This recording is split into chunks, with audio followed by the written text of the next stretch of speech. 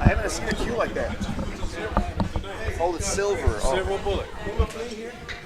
You're playing 31? You're playing Curtis right here. 21? 21. All right. Race to 2.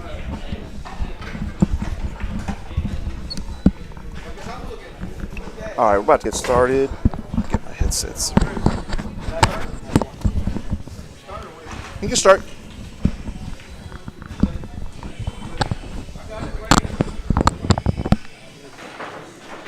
All right, let me share this up. We had good times.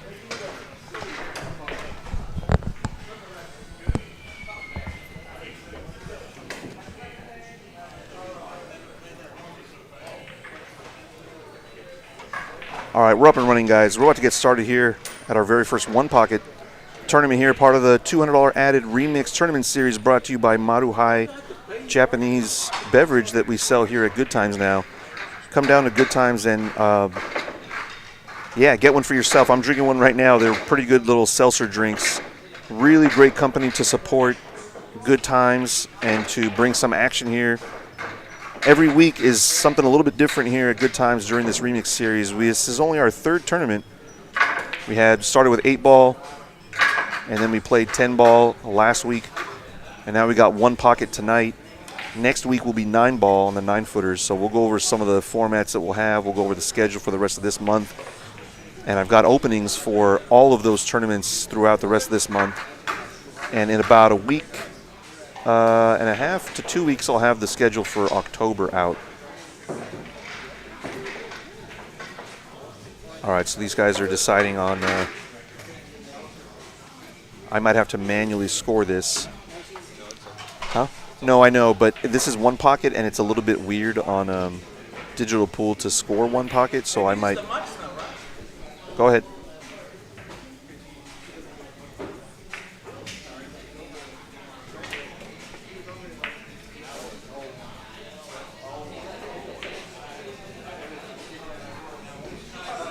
Pretty decent break from Butch to start out. He's got the 14 there is pretty covered.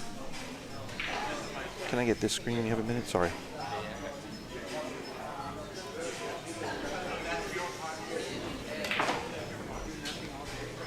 Oh, I haven't assigned it yet. There we go.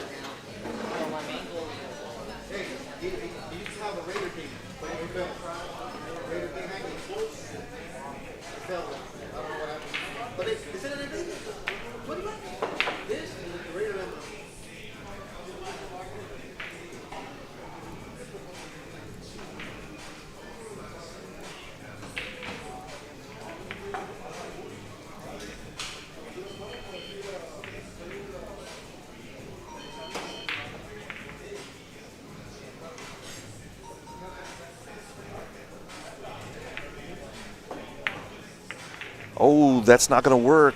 Oh, maybe it did. Butch is not going to have a shot at this 14 ball.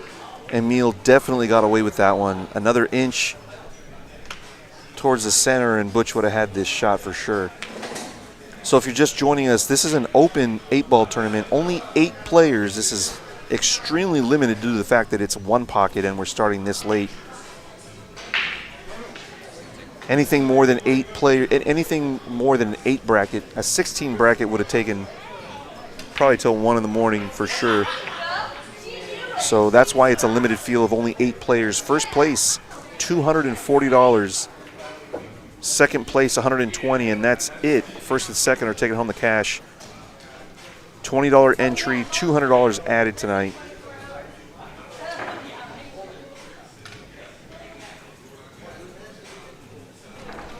This guy's trying to get it just perfect.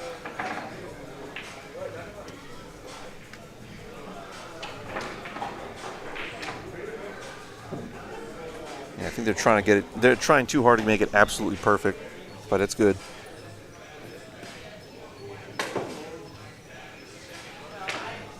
And Emil's not got a whole lot that looks spicy here. He really needs to focus on not selling out this 14 ball. That'll be his number one priority.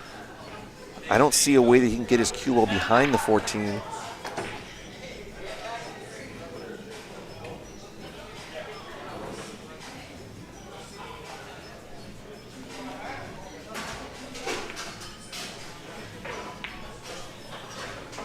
Looks like he's going to kick the 14 and try and hug that cue ball on that rail and hold it there, or come up on the 9-4.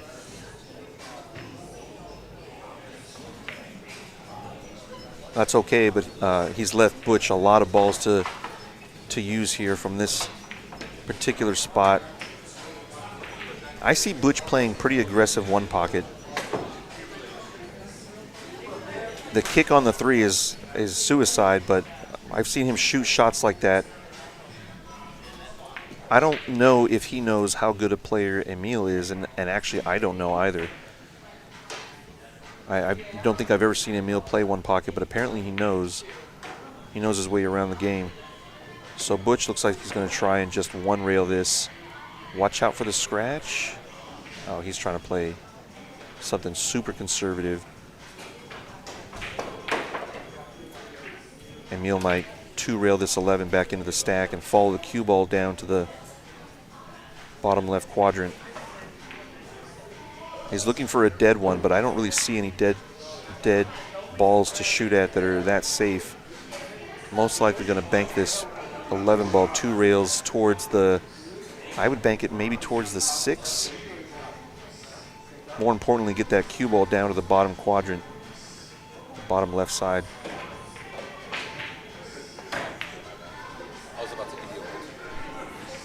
Oh, no. No, I don't need that, yeah.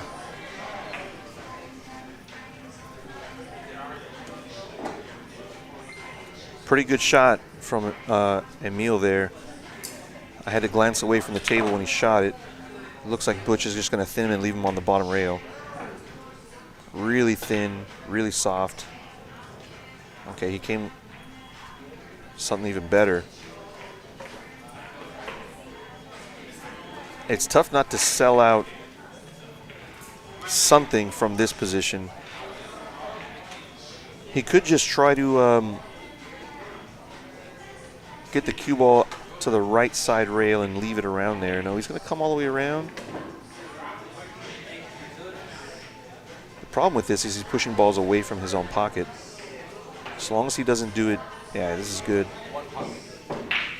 So he's going to sell out a very, very difficult but playable shot on this 14 ball.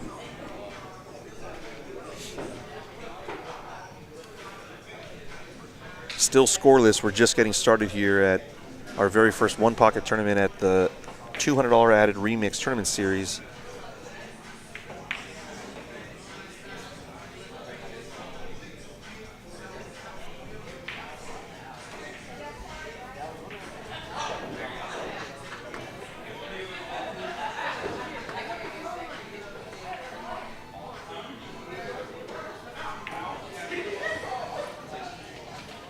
Oh, he may have sold the bank, so Emil's going to just bank this towards the stack.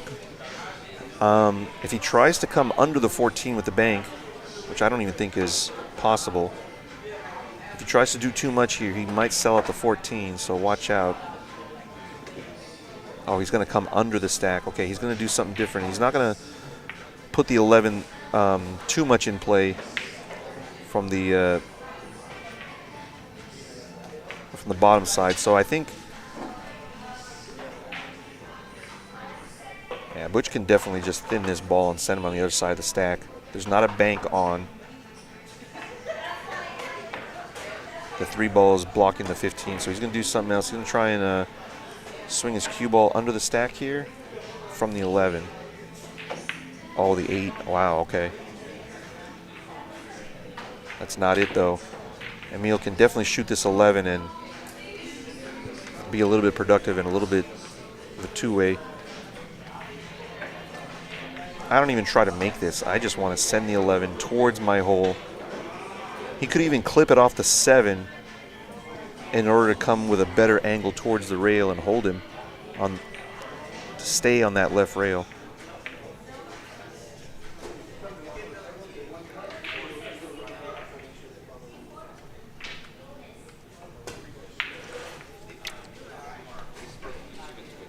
Can we get up there, too? Thanks, man. We're the same. Still scoreless. This is going to be a really interesting match given the fact that both players really, really patient with their shots. Really deliberate. This is only a race to 2, and there is a Grady rule in effect. Oh, he did play it off the 7. He would have had a decent shot at the 1 as well, so Butch is looking at him like, man, that was a pretty good shot. I think he protected the 11. I can't quite tell yet. I'm not looking at the screen at the moment. Let's see. Yeah, I believe he's pretty protected on the 11. That's just a containing shot. Emil's #1 goal here is going to be protecting the 11. Don't let Butch even kick at it if he can avoid it.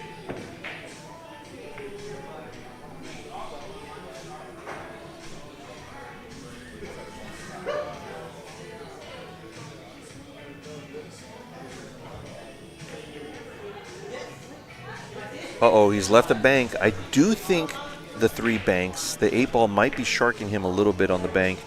But he can at least hit it towards his hole, I think.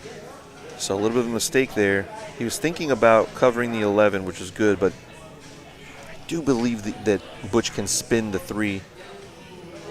It's a lot of left spin here.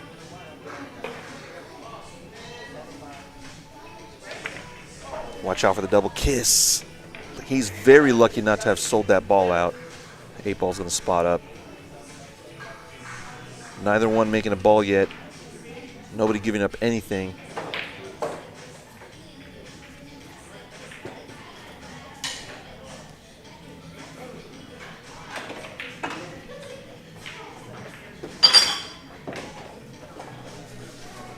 He's going to try and 2-rail it towards his hole. Watch out for selling out the 3. Maybe even the 8 is available for a bank, so he does not want to sell those balls out. This is going to turn out really bad. Oh, man. Do think it goes. Butch is looking pretty happy as he approaches the 14 ball here. He's going to have the 8 ball or the 3 ball that he can bank at. The 4 ball does not go. Yeah, I think he'll be playing shape to bank the 8 ball, ideally. Oh, wow. He wasted all that energy and sold out the 11 and an angle to get to the 14, possibly. So we're going to finally see some ball pocketing.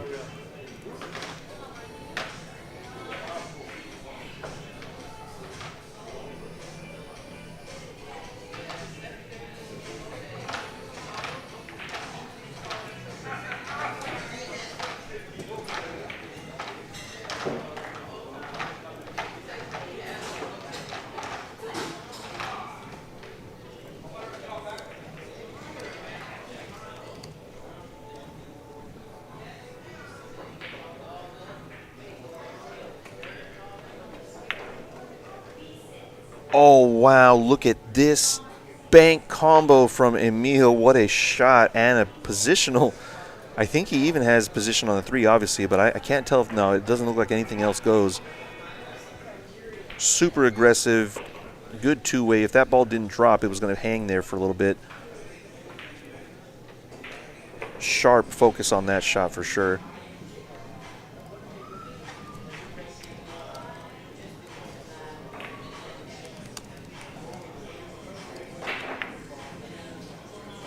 Yeah, that's not going to work. It looks like he's going to sell that out. What a turn of events from that really great position he left himself in. Now, all of a sudden, I think Butch is just going to be focused on protecting that 3 ball, saving for a snack for later.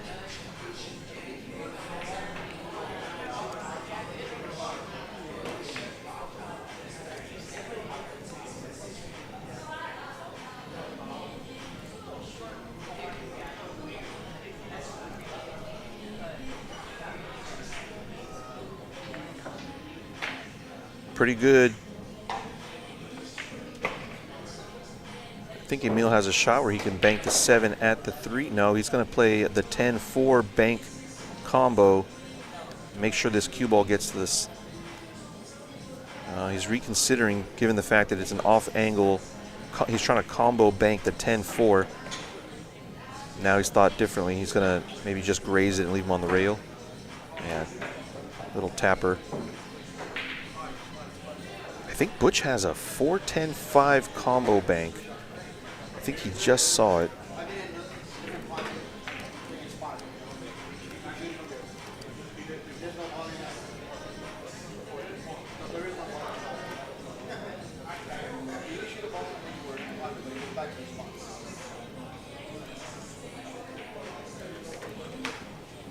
Uh-oh.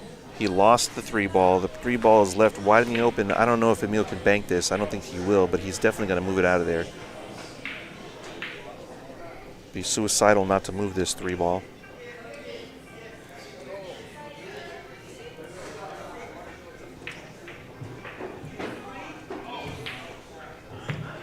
That is not what you usually teach people to shoot. He got away with it. Really, really good control. High-risk type of kick shot. He could have sold out the bank if he had landed lower on the 8-ball. Butch is going to keep it super simple.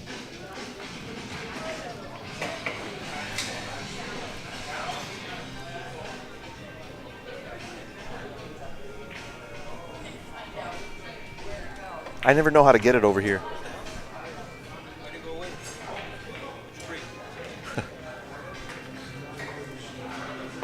Yeah, this is a really good result for Emil. Obviously, Butch is going to kick this 3-ball away. He's trying to think if he could maybe bank the 7 and the 3 away. High risk, so he's going to just go ahead and go for the 3-ball. He's going to kick it maybe. Watch out for the scratch.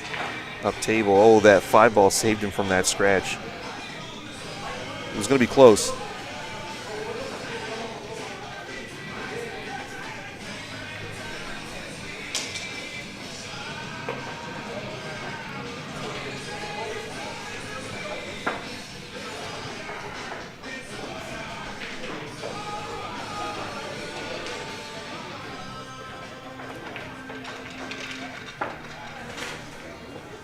Oh, pretty good shot there from Emil, burying him tree-topped.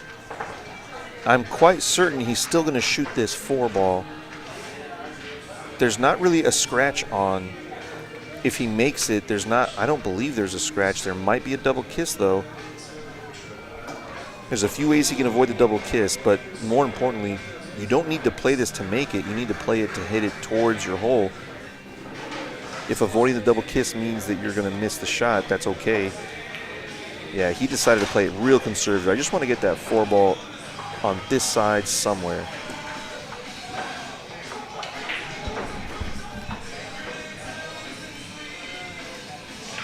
And if you're just joining us, this is our very first one-pocket tournament here at Good Times, or at least that I'm running. It's the Remix Tournament Series. I'm running different events every week, something a little bit different. This week is 1-pocket. Next week is bar table 9-ball. Emil's going to sell this 4-ball out almost for sure. Butch is hoping it slows down, but he still has a bank even if it doesn't. Yeah, I like to bank the 7 into the 3 here, pushing the 8-ball. Butch likes cutting this. Wow. Okay. The reason why I didn't suggest cutting is because he could still protect the 4 and bank the 7. Oh, that's really no bueno. He's really surprised he missed that.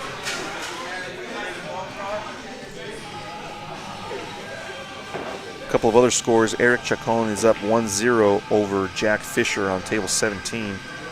Jack Fisher's at the break. He's just learning the game, but it's good to see Jack here. He's really out of his element, he probably would figure, but he's learning the game. He's learning all aspects of it. If you don't play 1-pocket and you only play rotation, you're really hurting your game, because the shots that you learn playing 1-pocket, you're not going to learn them at a high frequency in 9-ball. You're not going to be playing banks nearly as much. You're not going to be playing 2-rail banks with inside. You're not going to be playing too many 2-way shots, not nearly as many. Sometimes you're playing 3.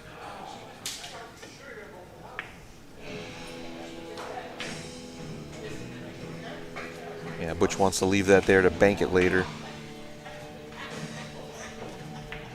Emil's going to think about maybe knocking it back towards his side.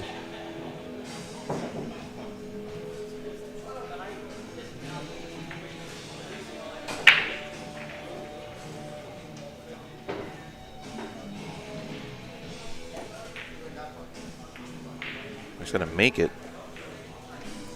I think that's going to fall underneath the 6 ball.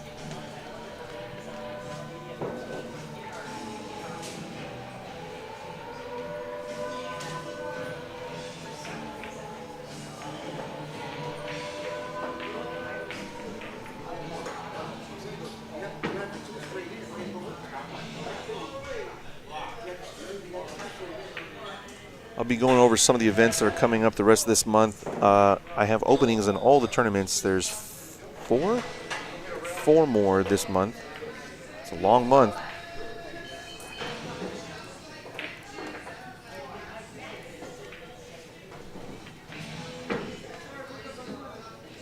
Yeah, I don't see anything except banking the 3. He wants to make sure he does. Oh, he's going to try and put the 3 over here and block him with the 7-8. It's not a bad shot if he doesn't sell it. Yeah, this is okay.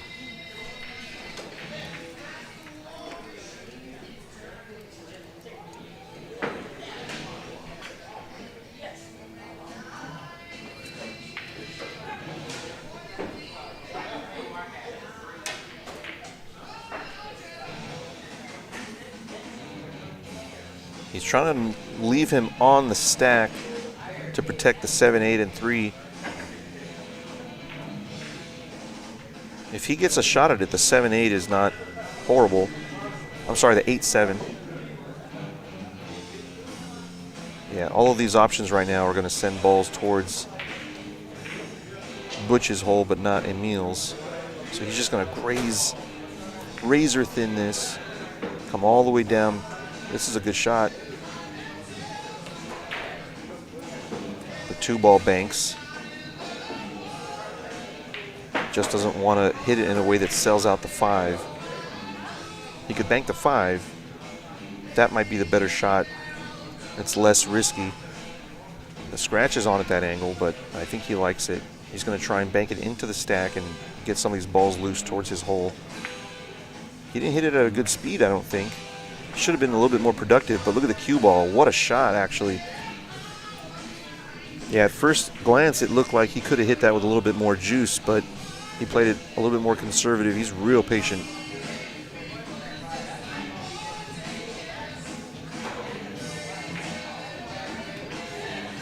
And in case you're wondering, Emil has 2 balls, not 2 games, obviously. This is a race to 2.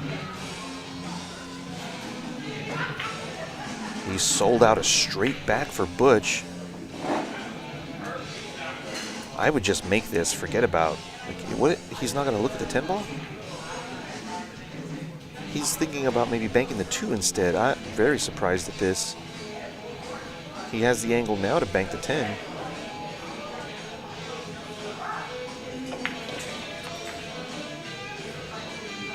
He finally took that risky 8-7, and actually in this shot it wasn't risky at all. Emil's either going to make this or he should just bank it towards his side and send the cue ball forward. Follow this, narrowly avoiding the scratch in the side pocket.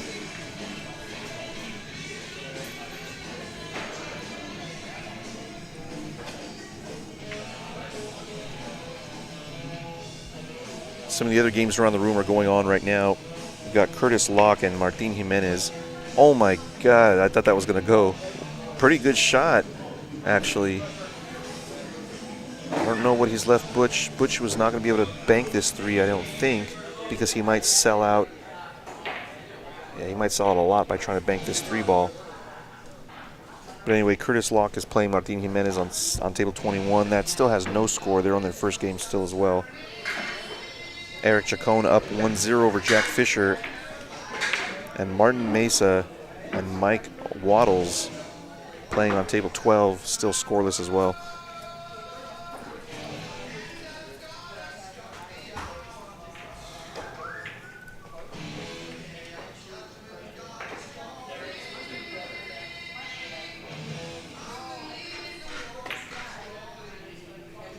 Nice little two-railer from Emil. Is this going to have some action on the 10? Pretty good shot. Butch has some work to do here. Can't bank the 5. Might want to two-rail that 10 ball out of there, but he's still going to be leaving the balls on Emil's side by doing that. I don't like going into the 5 and the 10, so he's just going to bat this away 1 or 2 rails and just play super conservative here. Yeah, real gentle.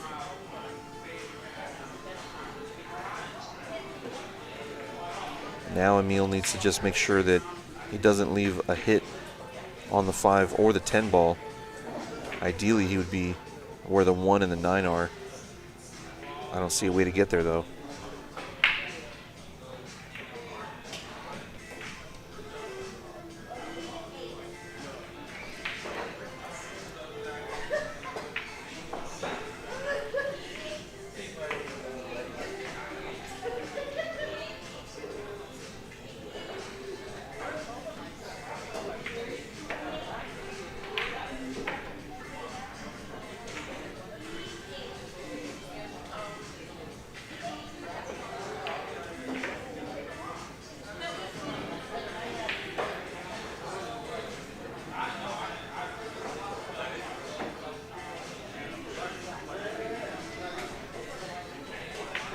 Going to bank his own ball. Okay. That's not good, though. He's now tied those balls up, and Butch is not going to touch those at all. He's going to leave them there. That's a problem that Emil's going to have to deal with later on. All right, so Eric Chacon wins round 1 against Jack Fisher. He's our first player through. Jack Fisher's going to take an early exit. But Jack is here to learn for sure. He's here to...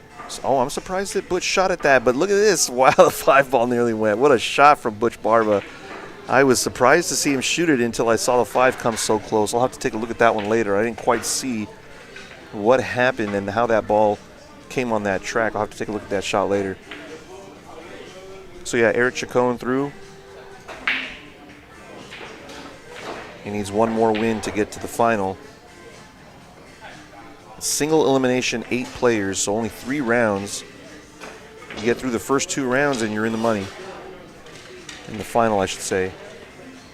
Really trying to come on the other side of the 5 ball. Very good effort, but he's going to sell out the 15 or the 7 ball bank. I think the 7 ball bank is actually not too bad.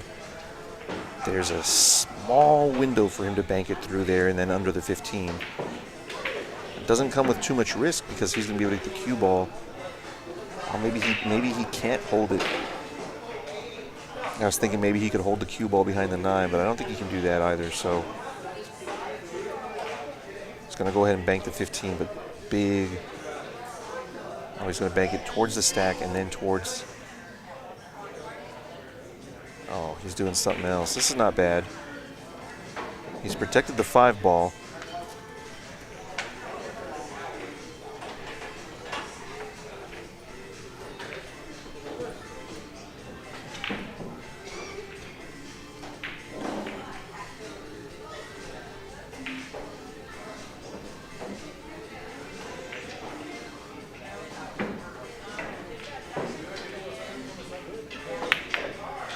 Wow.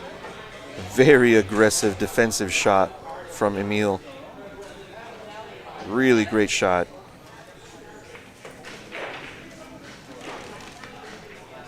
Yeah, Butch can't really bank it this 5 ball. It's not a free ball. He would possibly sell the 10.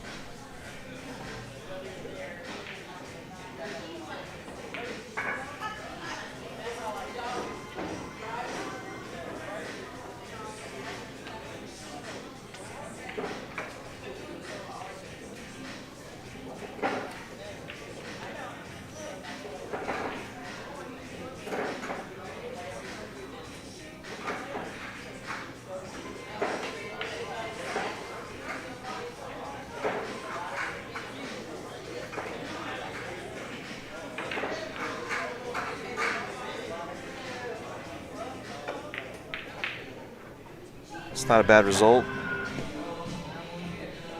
Emil doesn't have anything great to shoot, although he can bank the 4 and draw under the 12. That's what he's doing.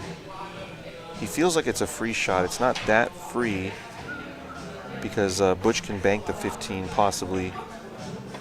If he ends up right where I think he's going to end up, this is exactly what I was thinking might happen. He did a good job of protecting the 4.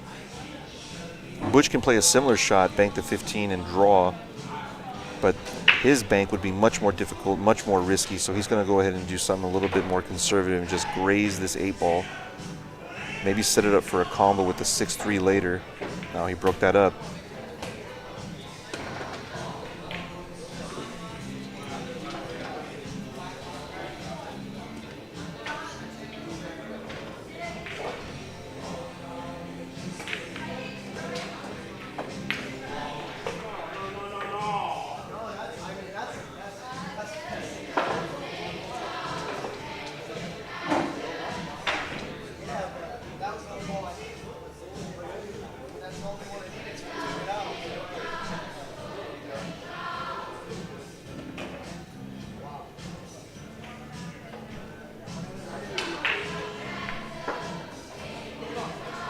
So I think this is just a test of who's going to sell out first. Both guys are really, really patient with their games. They both don't seem to be wanting to give up anything. Neither of them taking on anything too risky at all. This is kind of one pocket we want to see. And we do have a Grady rule in effect, meaning no more than 4 balls can be up table. And as many innings as this has been, I'm surprised that there aren't more balls up table. Both players managing to keep these balls in play down here.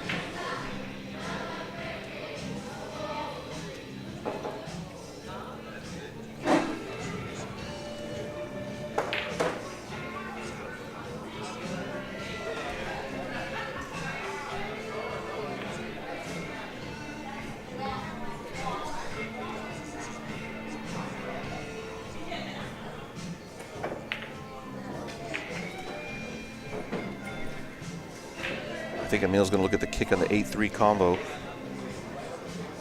He should be at least considering it.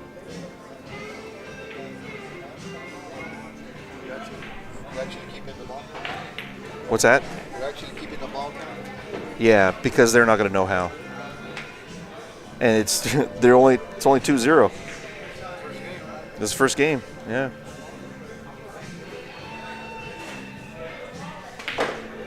Yeah, this game might take a little bit.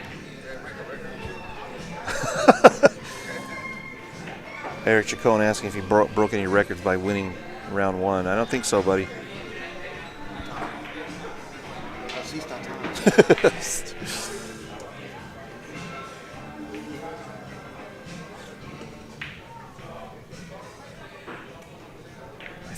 I think he's got. No, he doesn't have. I was going to say maybe he's got the 8-ball to graze it, but no, he's not shooting that, so he doesn't have it.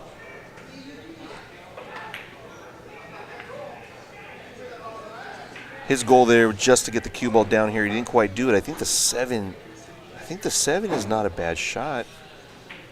Well, the 1 ball is a big sellout, so he'd have to draw it. Maybe he's just going to bank the 6 away and lock him under the 3 or on the 3.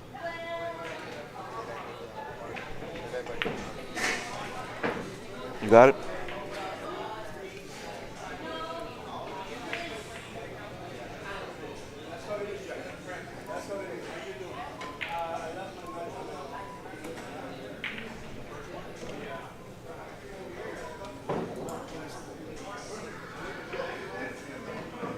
Oh, just grazing that ball.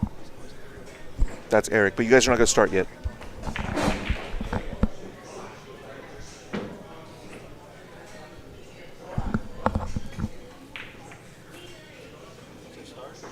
What's that? Does that start? No, not yet, because I don't even have this done. Yeah. I have a feeling the next game is probably going to go by pretty quick, considering how slow this one's going. Butch not giving up anything on almost any shot. He gave up a couple of looks in the very beginning of this rack. It's hard to say who's been the more conservative.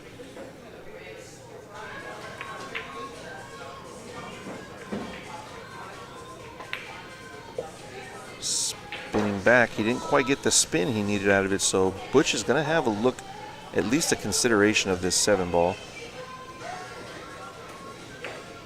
No, he's not. That's how conservative he is. He's not even going to take on a low-risk bank. He feels like if he misses the 7, he might sell at the 6.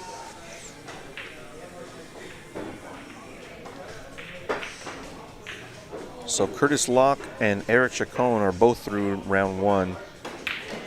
One of them will be in the money next round. That won't get started until we have this, at least one game through over here. And I do believe Mike Waddles and Martin Mesa are still 0-0 as well. Yeah, he didn't want that 1 ball to come up there. That's a good bank shot for Emil, either now or later. Most likely later. It's, man, he's got the 7, 9, 10 to worry about as sellouts.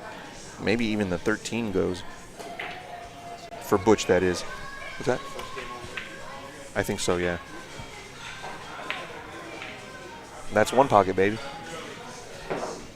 He's going to try and kick this 13-3 in. Very aggressive, very risky. Very aggressive and very risky. But what a shot from Emil. Even if it doesn't go, I don't think he got a rail. Yeah, he knows it. I'm glad that he knew because I was questioning it myself. But he's happy to give up that ball given the fact that he's left these 2 here. So Butch is just going to combo this 3 ball in and smash the 8 around the table. He's got to put a... Is he not going to hit this hard? Oh, shit. I'm surprised. Wow, he got away with that one. He got away with one for sure. How did that cue ball follow?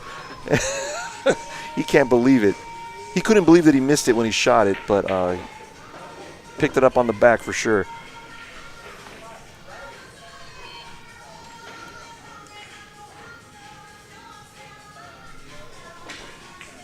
We need some better tunes in here, buddy.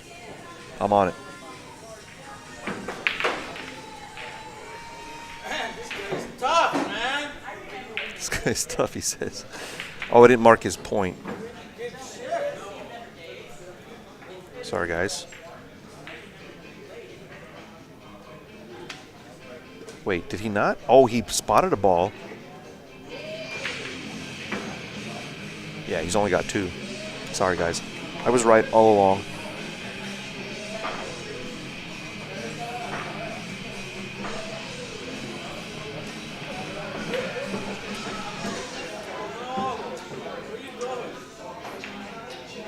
Ooh.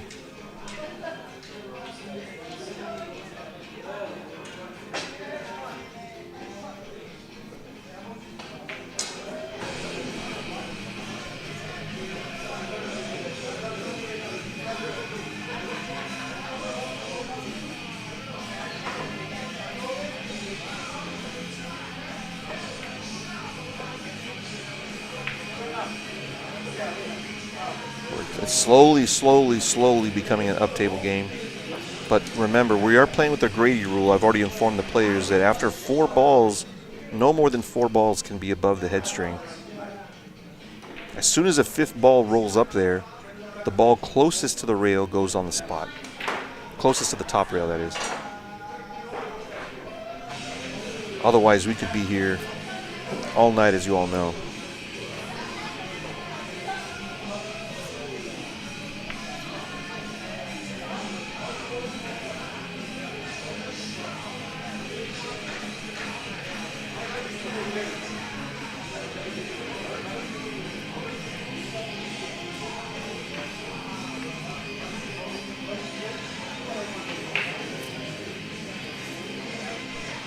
A lot of options, a lot of correct answers for how to play this. I think he's just going to bat the 9 ball up table and zip his cue ball down to the bottom rail.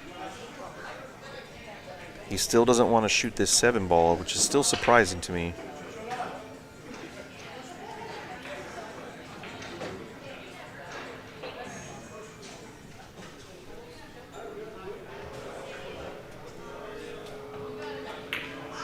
Oh, he finally shot the 7, but he made it in. That's surprising, but it works. Is Emil not going to just combo this 8 ball? He needs that 8 ball out of that spot. The 2 ball doesn't go. I think the shot here is to shoot the... I guess there's a couple of sellouts. He'd have to follow his cue ball all the way down table. He has the angle to do that, though. He's considering the 5 ball bank. Oh, now he's looking at the 13. Yeah, this is sort of free. Unless he hits the 6 ball first. Hey, what's up, Joe?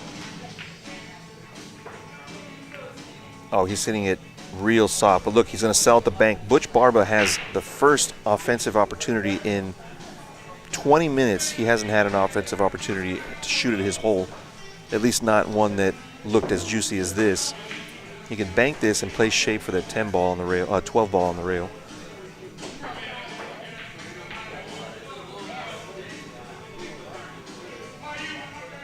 The problem with playing position that way is he might sell the 6. It's going to go in, though. Nice shot. He's got the 12 ball.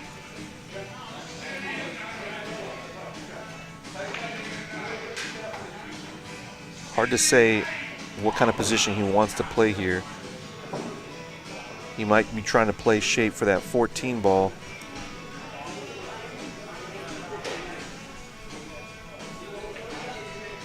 And try to zip his cue ball over here on this side to play the 14 next. That's what he's trying to do. He's got to get past the 6. He might sell the 6. That was the risk with that shot, was selling out the 6 ball was really heavy.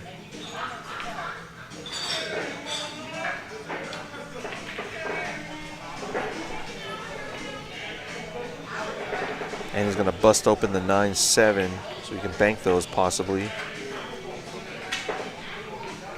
Wow.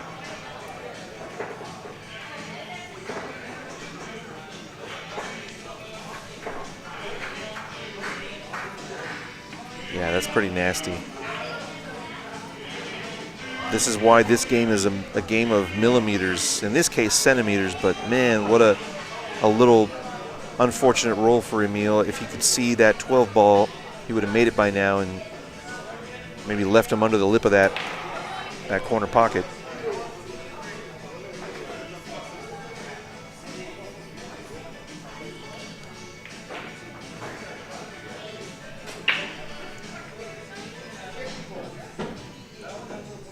And this is what we want to see in one pocket, is the slower play, the more methodical play, the smart, super experienced knowledge of two-way, three-way shots. Oh, he miscued. That's going to be a foul. He's going to spot another ball. Butch is going to shoot the 12. He has an angle where he can bust these balls open and play shape on the 14 if he wants to stay aggressive. This is ball first, probably I would say 9 o'clock spin, trying to bust into the 6 ball, and if he hits the low side of the 6, he'll have the 14. That's what he's trying to do. He busts it. What a shot. Butch played it pretty spot on. He's not going to take the cut on the 14. Looks like he's going to go for the bank on the 6. This is a harder shot, but it offers more balls to run out if he makes it. If he banks this 6, he's got the 9, 7, 5, 10. He's got balls everywhere to play shape for. Did he make it? What a shot. Even if it doesn't go, he's got the 9 ball covering. Really smart play from Butch.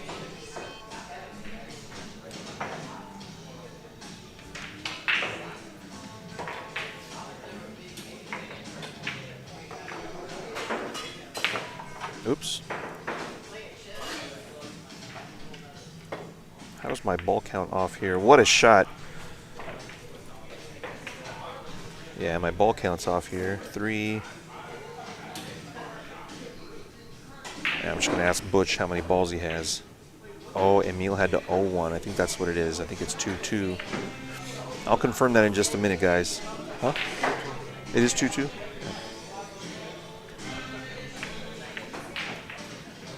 Oh, he's going to bank this for. Is he banking it towards his hole or is he banking it towards the side of the table? I can't tell. Okay, he's just taking it more out of play for Emil.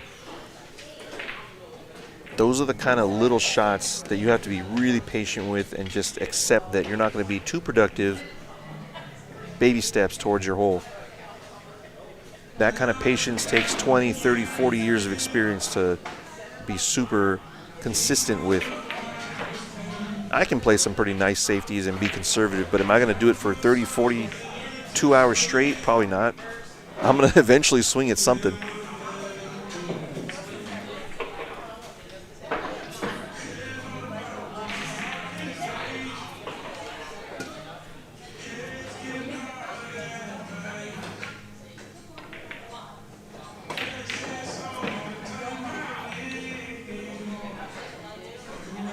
Man, this is a really nasty spot to be in. You know that it's a nasty spot when you have a zillion options and none of them look that great. He doesn't want to touch the 8 or the 2. The 14 is the closest ball to Emil's hole, or one of. Maybe he'll move that, it looks like. Maybe hooking behind the... oh, don't sell out the 8. It's not really a sellout, but I would think that Emil's going to try this 8 ball. The 8 ball is a problem for him, so I would expect him to shoot the 8 now. Yeah, he is. Where is he going to put Whitey? Probably zigzag it 2 or 3 rails. If he can make this, no, he's not going to go for it, so never mind. He's going to do something else. Going to try and bank the 9 towards his hole. Watch out for selling out, or watch out for clipping those other 2 balls. Oh, this is an excellent bank, even if it doesn't go. He does not sell out a bank for Butch, but he does sell out the 10 ball. Does Butch want to take the risky but pretty simple, straightforward 10 ball? Or is he going to play safe immediately? Based on how he plays, yeah, I was going to say he's going to go safe.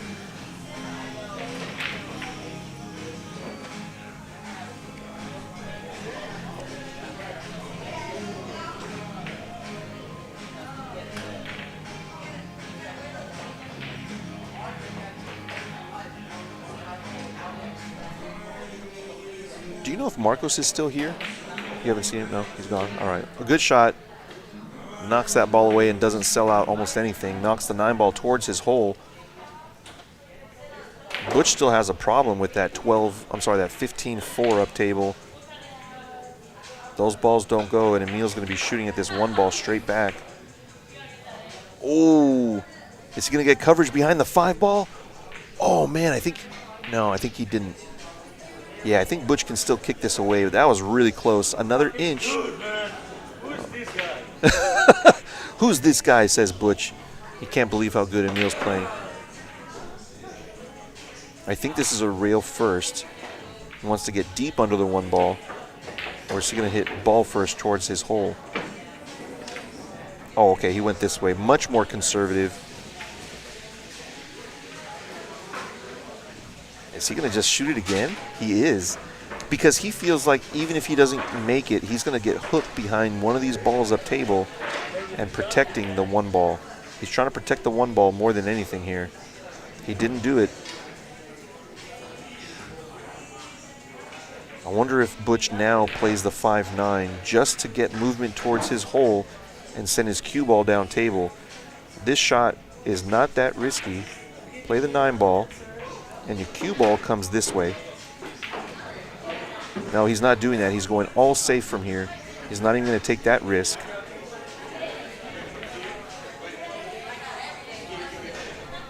That patience is going to pay off. Almost certainly it's going to pay off. On table 12, we're still scoreless, I think. But that rack is almost over. That's between Martin Mesa and Mike Waddles. That's the other first-round match that is going on. The other 2 first-round matches are over. I'll show you those in a minute.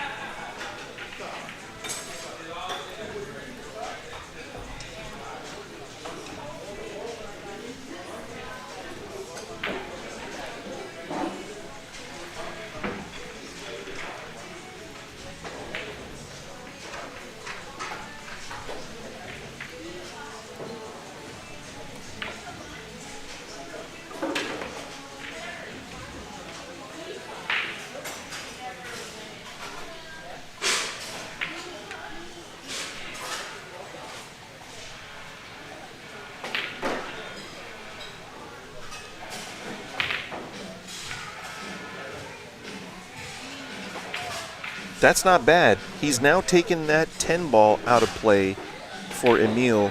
It doesn't bank and it doesn't cut past the 2 or the 8. All 3 of those balls along that rail are trouble for Emil. Butch is trying to just add more problems for him on that side of the table.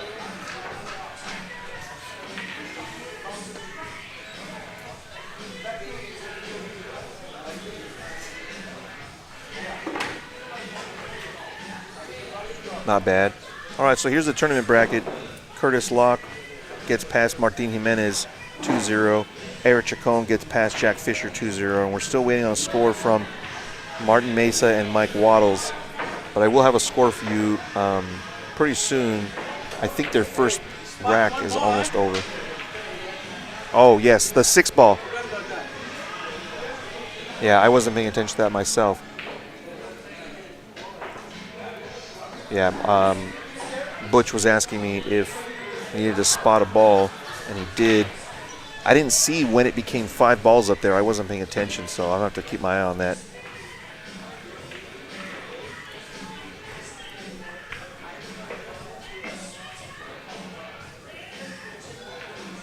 Still 2-2 scoreline. We've only had 4 money balls made so far in this match. Looks like Butch may have given up this 1 ball bank. It's almost free. It really is. He just needs to draw maybe under the 5. If he can keep his cue ball just above the left side pocket. And if he comes even lower, he may even be able to use the 7 and the 6 as blockers to protect the 1 ball on the bank.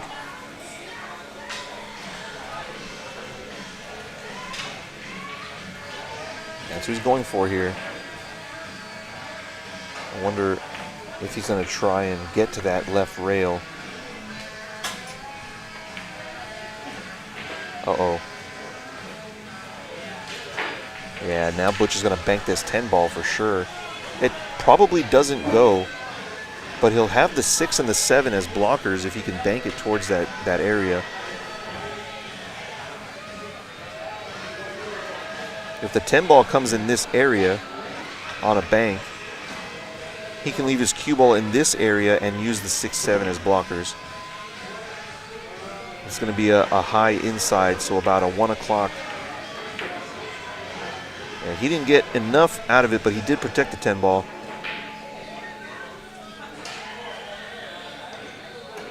Emil almost has a free bank at the 14.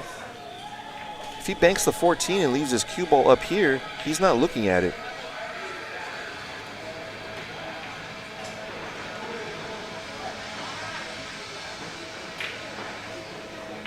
Gonna try and bank the 7 towards his hole. Watch out for selling out the 6. Or selling out these balls up here. Wow, he got his cue ball. Wow, in a great line. What a shot from Emil. What a bank and a positional shot. Excellent cue ball control. He could play the 5 and play shape for the 8 ball, or play shape to bump the 9 and then play the 8. At some point, he's got to take that 8 ball out of there if he wants it to be in play.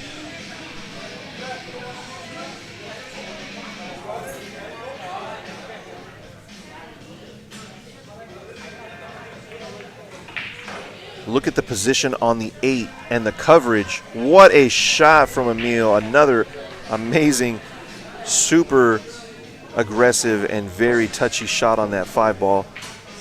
Now it's got a nice little easy, dinky little cut. Play shape on the 6 or the 10. Oh, he hit that a little bit firm. He did cash in 2 balls. I might have just been 1, I'm sorry. But Butch is gonna just bank this 8 ball away. Is he not? Oh, he's doing this because if he banks the 8 away, he may sell out the 10. This way, he doesn't sell out anything and moves the ball towards his hole. Good shot. I don't think Emil has the bank at the 8 ball combo. He's looking at it like he does. I feel like it's a double kiss on the angle he's trying to hit. It feels like it.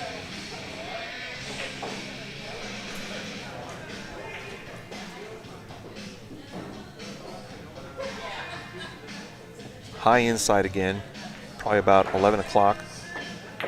Oh, he hit it much harder than I thought. Wow, look at how aggressive that shot is, and he's going to have a 1 ball as a blocker. Butch is in a lot of trouble in this match if he can't figure out how to deal with how aggressive these shots are from Emil. I've seen Emil play, and I've never seen him play one pocket. His one pocket game seems to be better than his rotation game.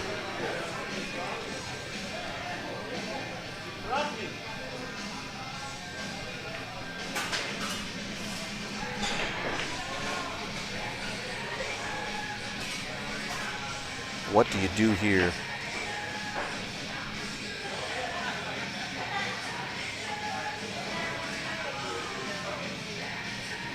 I mean, aside from shooting the 10 and drawing towards the 6, that's so risky. Man. Maybe he can, I can't see how much of the 8 ball he can see and whether or not he can get behind the 6 off the 8. He's banking the 2 ball towards the,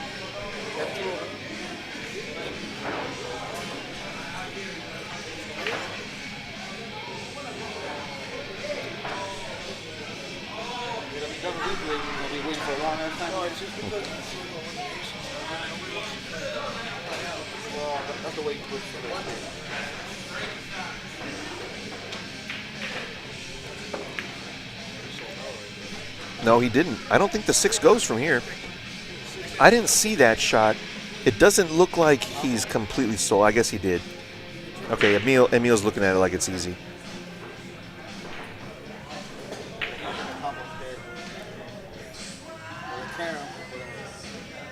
I think he can just make the 6 ball.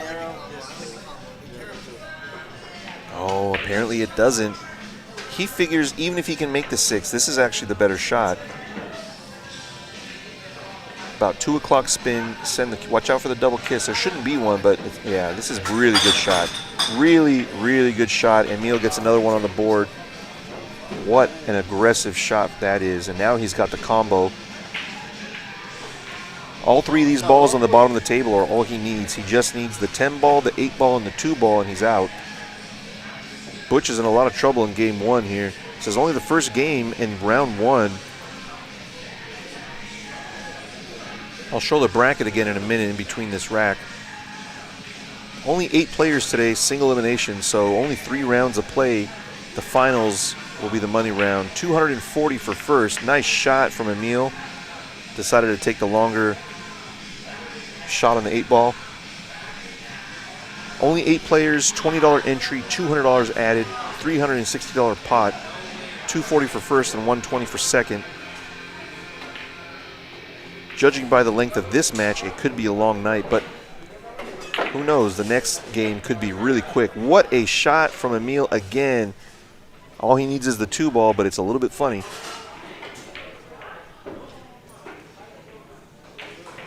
All he needs to do is tap this towards the hole and not get too greedy. Just pocket speed is the key on this one, I think. Because if he hits it at pocket speed, it's harder to sell out a bank. It'll be deeper in the hole. Whereas if he misses it with force, it'll come out of there. That's exactly what he did. He didn't think about missing it 1 minute. What a shot. We got game 1 goes to Emil. 1-0. All right, we'll take a look at the bracket for those of you that just joined us.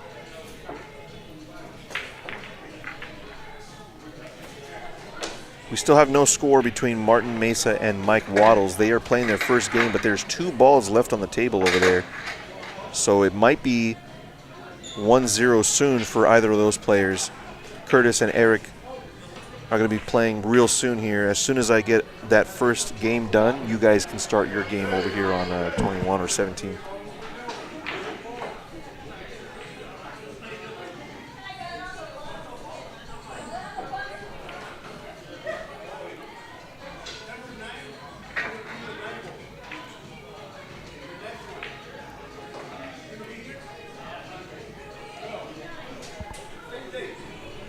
Next Friday night, Julius versus Ray. That was just announced a couple days ago, maybe even just yesterday. Julius Argumedo coming in at a 609 is going to be playing against Ray Cruz from the Valley.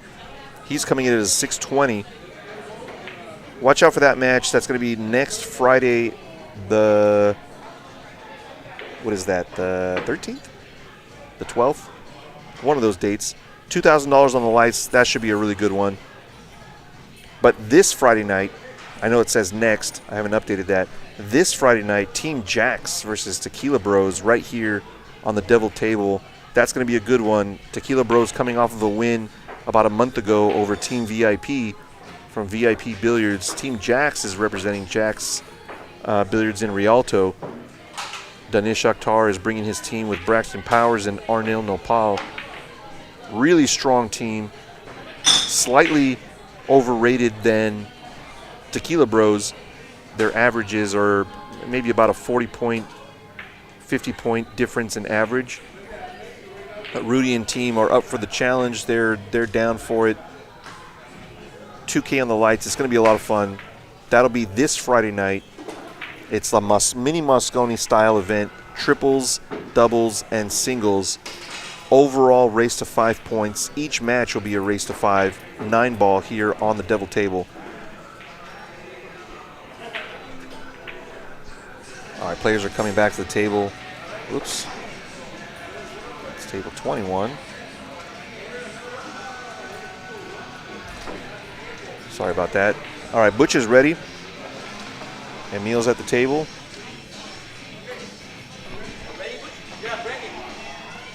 All right, it's Emil's break, 1-0.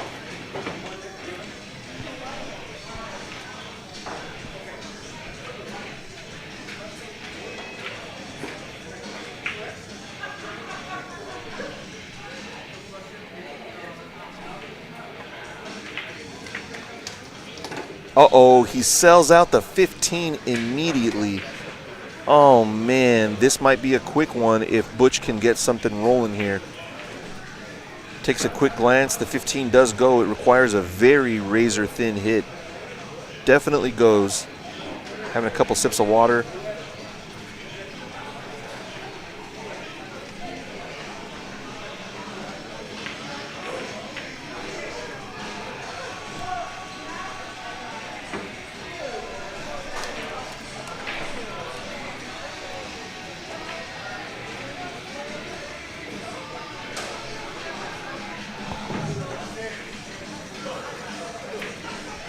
Oh, he's not going to shoot it. Apparently it doesn't go. I thought it did.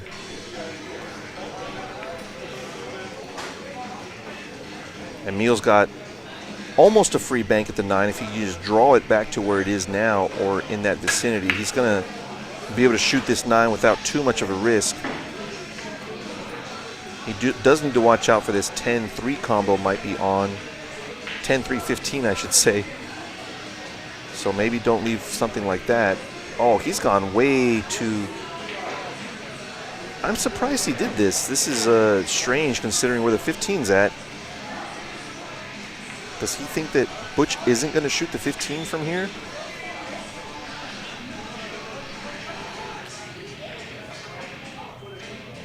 He's got to come up and down table about 20 feet here. Maybe more, 25 feet. Up and down. Oh, watch out. He lost the cue ball. I thought he was going to go straight up and straight back. Does get one on the board.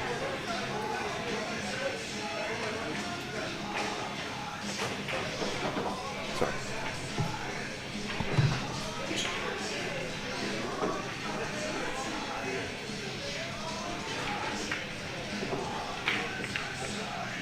Hard to say what he's got here. At the very least, he's got lots of ways to push balls towards his pocket. He's going to use the 8 ball and either clip the 9 out of there or come behind the 9 ball. Coming behind the 9 ball is so hard. I think he's going to at least bat the 9 ball away. Oh, he just went all in on that 5 ball. I had to take a look at that again. Banking the 7 and the 9 away from the hole and getting some action on that 5 ball. Is he cutting this 6 ball? It's very risky. Butch has a couple balls that go towards his hole. Yeah, he's sold out the 5 ball. This is really not good for Emil. Butch is going to get at least 2 out of this run, if not more.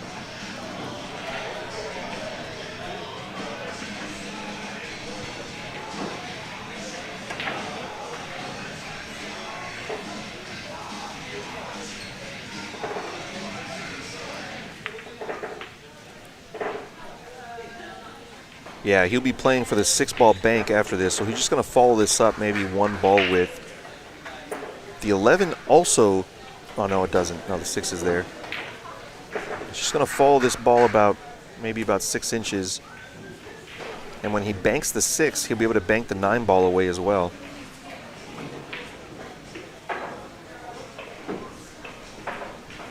Oh no, he took it, oh man, that was a very weak stroke from Butch, and Emil's going to have no choice but to just tap this ball in.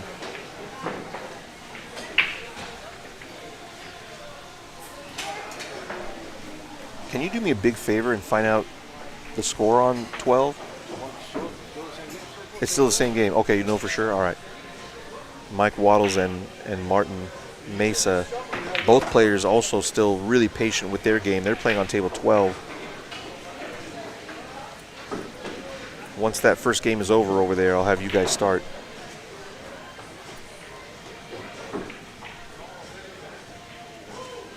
Oh yeah, I didn't mark it. Who did? Martin? First game, all right. So Martin takes the first game over Mike Waddles. Let me make sure I mark that up. Let's see if he marks it. Not a bad shot if he clips it into the 6 ball. Oh, really good coverage though from that pack there. Butch was in a great position a few minutes ago, and all of a sudden it feels like it's shifted quite a bit.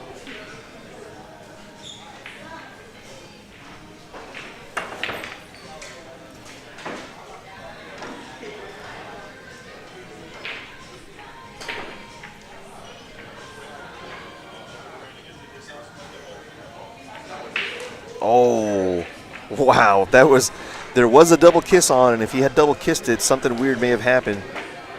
It looks like Emil's got a free bank.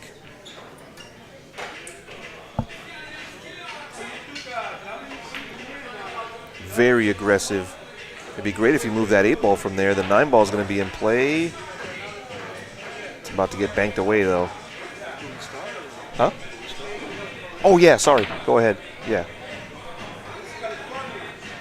Yeah, you guys can start right here on 21, okay?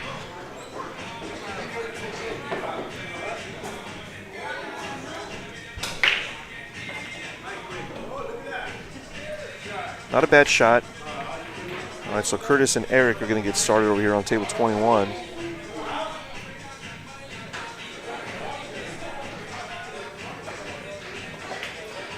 Another flying bank at his hole. Look at this gap that he found. Oh, I thought it was going to get past that 10 ball. That would have been destructive bank.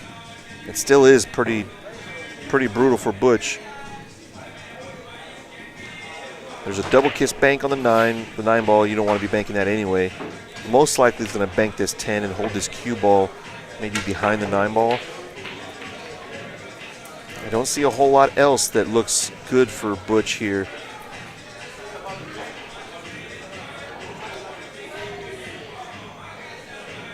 Yeah, if he comes any lower than where the 9 ball is, he may sell out the 13 or the 6 ball bank for Emil.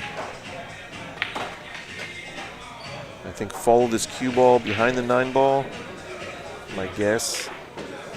Yeah, this is the trouble that I thought he might run into, is he can sell out the 13 or the 6 ball bank. He's going to go ahead and go for the 13. It's pretty easy.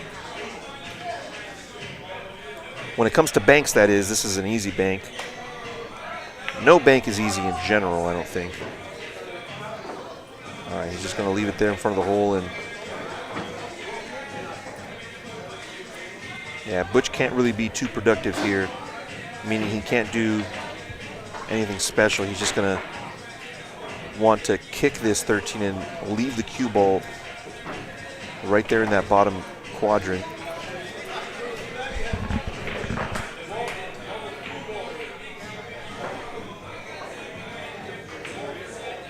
Critical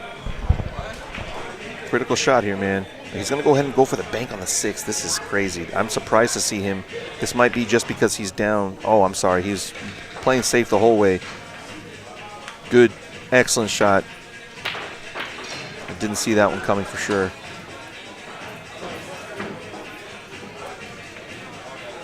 Emil has kicked at balls like this before, so I wouldn't put it past him to kick it. But if he doesn't hit it right, he's going to sell out. Oh, he's not going to do that. He's going to go ahead and bank it away. Whoa. Now he's got 2 balls tied up on his side. Butch will not think about touching those.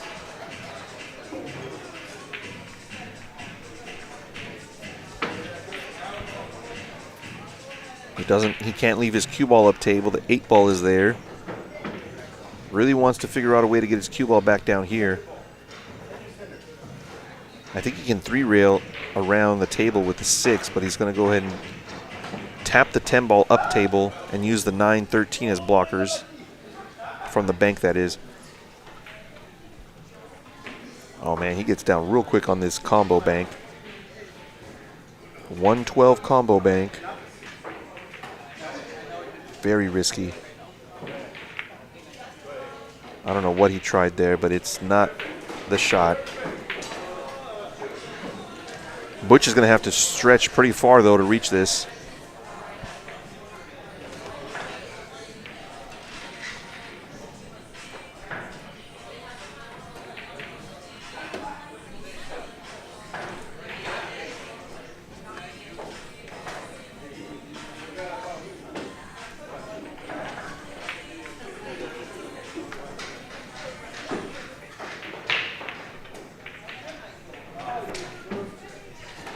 Yeah, this is a nasty stretch. He's going to take his time because he knows this could be it.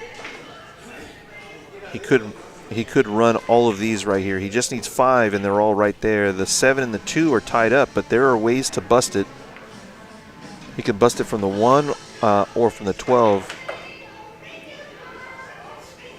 I know I'm getting ahead of myself, but man, he's really not happy with the fact that he's got a stretch. Nasty stretch.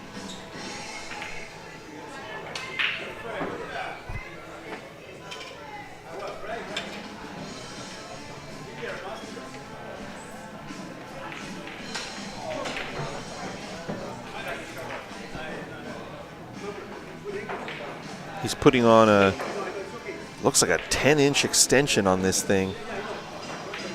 Very long extension he's got on his cue now.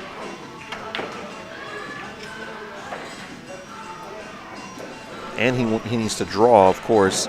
I wonder if he gives up the draw just to make sure he pockets this. Not likely. He can still get position barely if he draws this. Oh, he missed the whole dang ball, man. Shh.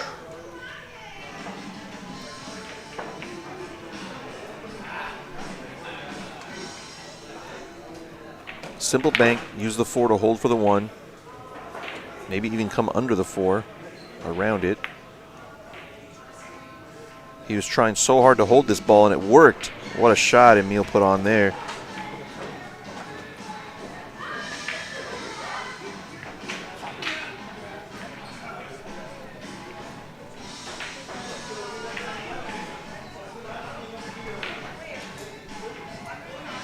I don't think he can see the 1.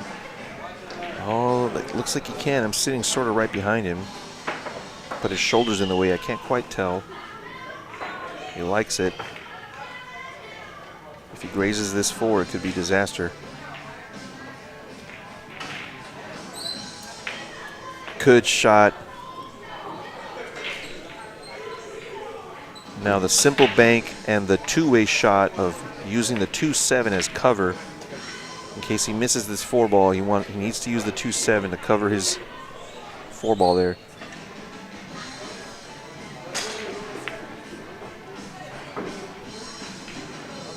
Wow, not a bad result.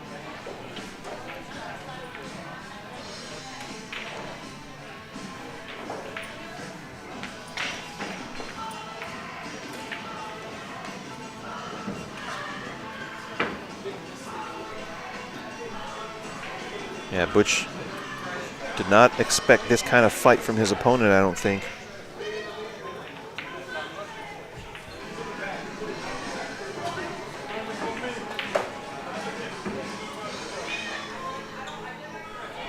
He gets out the extension again. Like I said, I think that's a 10-inch extension that he's got on it.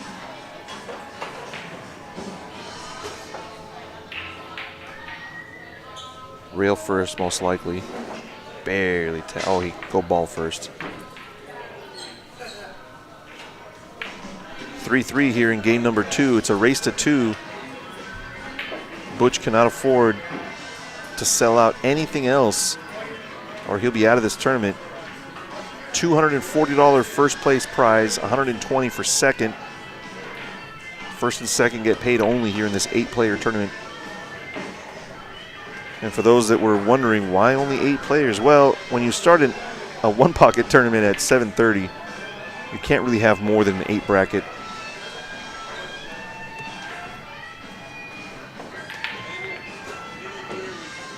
It's not like the days at Hard Times when we'd have a 32-player one-pocket field on the first Sunday. I couldn't believe that we had that many one-pocket matches happening simultaneously that were running at a snail's pace. All right, what does Butch have here? I think he has a bank on the 7. Does he not? He's not really. Okay, now he's aiming at it. All right. It's a pretty free bank. It's a free bank if he can keep his cue ball in the bottom 5th of the table, maybe even on the rail. He's going to clip the 2 ball. Clip the 2 ball and not really sell out anything, though. He didn't really sell out the bank on the 6, although Emil's probably going to shoot the bank anyway because he's got nothing else. Maybe get some movement, maybe smash open the 13-9. No, he's going to stay conservative. What's he trying to do?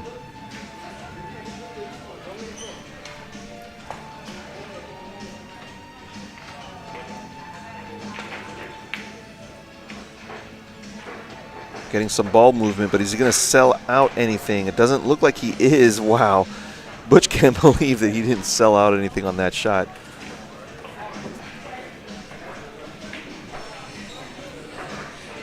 Mike Waddles and Martin Mesa are 1-0 in favor of Martin. They're on their second game as well, barely in round 1. Then we have a round 2 match happening as well.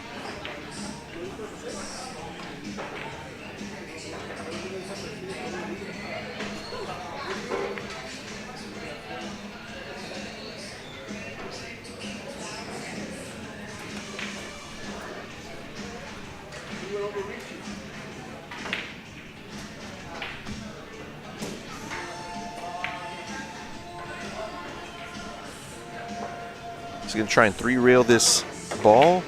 Oh, he's trying to just rearrange the furniture and spot a ball.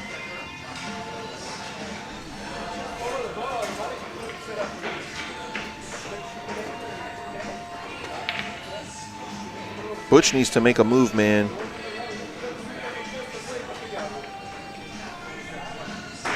He's got a very formidable opponent. He played ultra conservative in rack 1 and it didn't pay off. Emil came with a few aggressive shots that opened the door to that win. He's not going to be happy with that one. He's going to sell out this 10 ball, almost free bank. And I only say almost because the 15 and 2 can be banked. Well, the 2 ball maybe. 14. Very good shot. He's going to sell out the bank over here, though.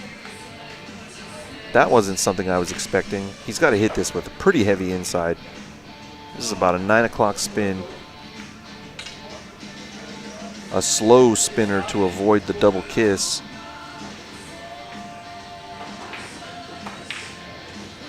Is he hitting it with outside? That would be surprising. Oh, no. I don't know how he hit it, but it wasn't the shot, man. Emil's going to have at least 1 to get here. I don't know if he can get shape on. Maybe he can get shape on that 7 ball. We'll know in just a minute.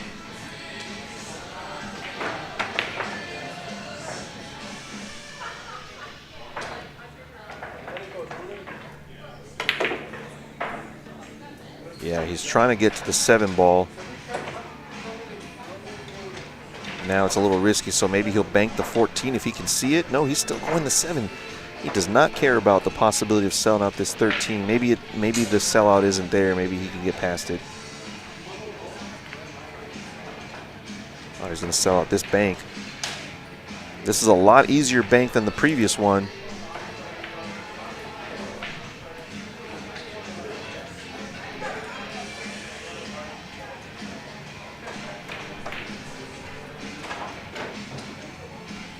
Again, going for the extension, the 10-inch extension, Butch Barba is.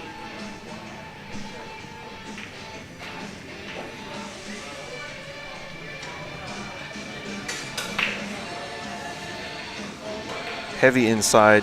This is maybe a 8 o'clock. Not bad. He did not sell out a bank.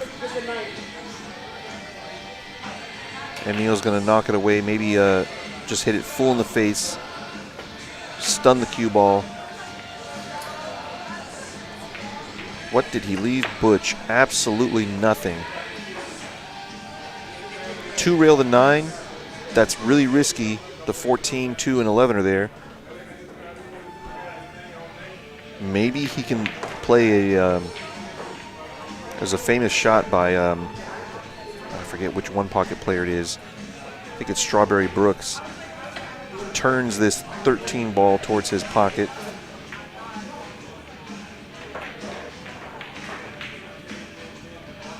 With in this case, it would be heavy right spin, cutting the 13. Might be Freddie the Beard shot. Bank the 13 here with heavy, heavy right spin, and that transfers left spin to bring the 13 back towards your hole. The good thing about that shot here is that he wouldn't necessarily sell out anything down table.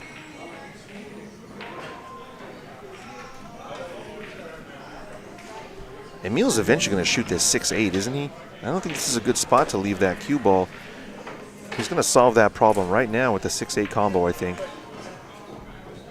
He can follow his cue ball down table while he shoots it.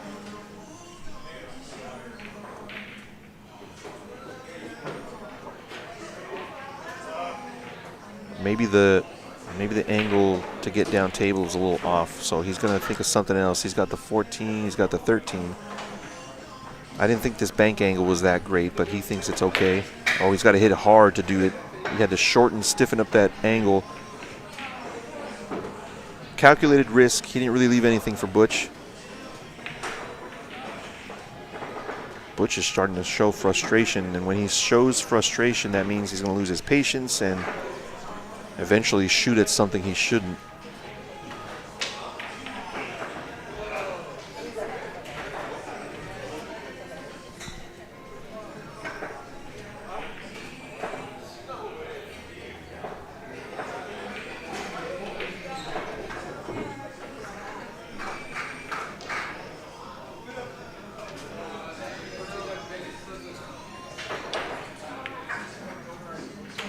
Uh-oh. Wow, sold it out completely. He misjudged the speed of that 13 ball. He knew the cue ball was going to end up around there, but he misjudged the speed of the 13 coming across. He expected that ball to travel at least another foot, probably. Didn't hit it with the pace he needed. A free shot, but a difficult one. Does not put it down, and I was going to say on this table, if it grazes the rail, it's not going to go, and if he had hit it a little bit softer, it may have.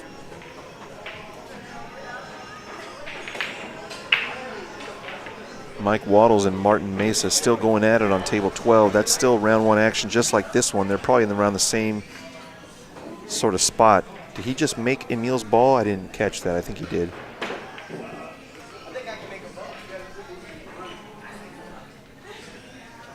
Yeah, he must have. Okay. So he solved the 6-8 for himself.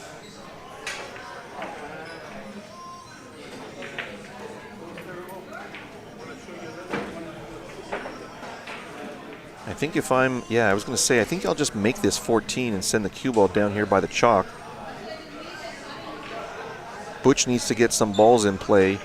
He can put the 14 in play now and put this cue ball on the bottom rail. I don't think he needs to move this 8 ball. This 8 ball isn't really helping Emil too much.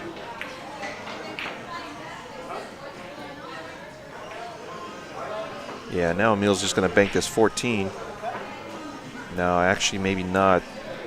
Cue ball's going to be not going in the right area. Is he really going to bank this? He's got to make sure he doesn't sell at the 9 or the 11.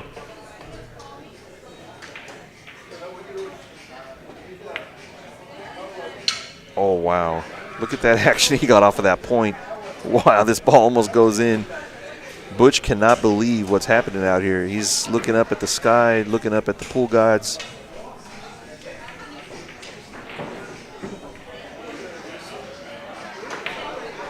Is he going to try and knock it away? Yep, good shot, but he's going to sell the 8. Wow.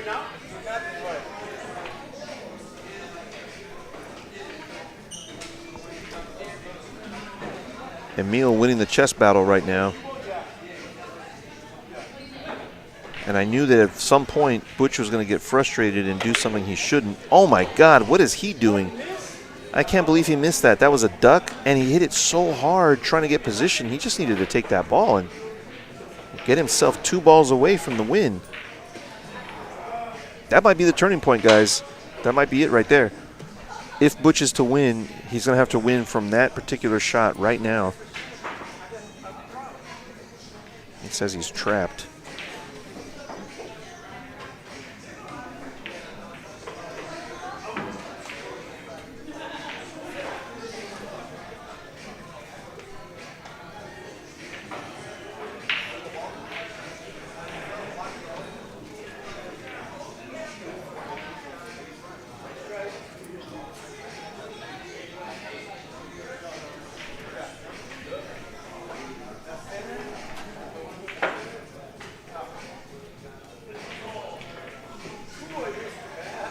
Going to bank it straight back.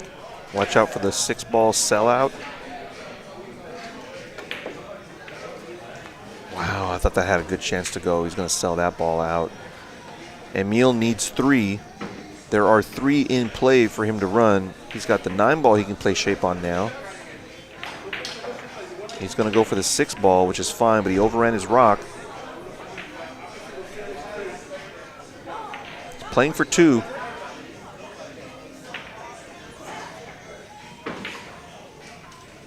I think Butch came into this tournament as a favorite, one of a few favorites. He's not doing so good right now. That he's got to turn it around now with this bank shot. Oh, the 6-ball just creeped away from the rail on a piece of chalk or something there. Lucky for him it did. He's now got a bank angle. Maybe he doesn't like it. He's got to come around the back of all 4 of those balls. If he did it, okay, so he played a little bit more conservative. The 14 is a dead ball. That ball is not doing anybody any favors. He doesn't have a 2-railer.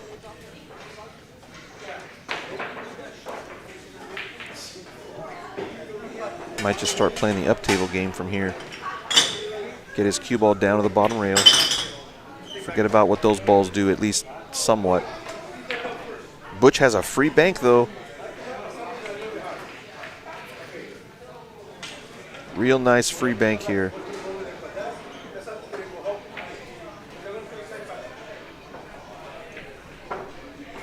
We do have a Grady rule, so no more than 4 balls can be up table. This ball looks good. This ball looks great. What a shot. Butch Barba is back in the game.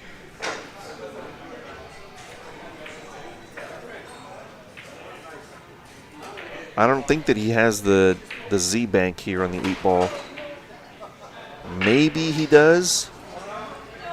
At least to get the movement. Yeah, he's looking at it. The Z bank on the 8-ball. 2 rails towards his pocket.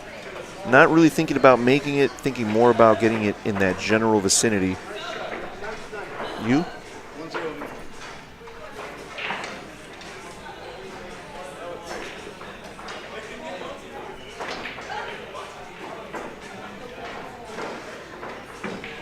All right, Eric Chacon takes a 1-0 lead over Curtis Locke on table 21.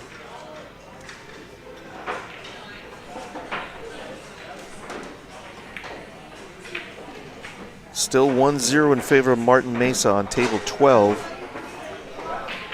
but there's fewer balls now over there.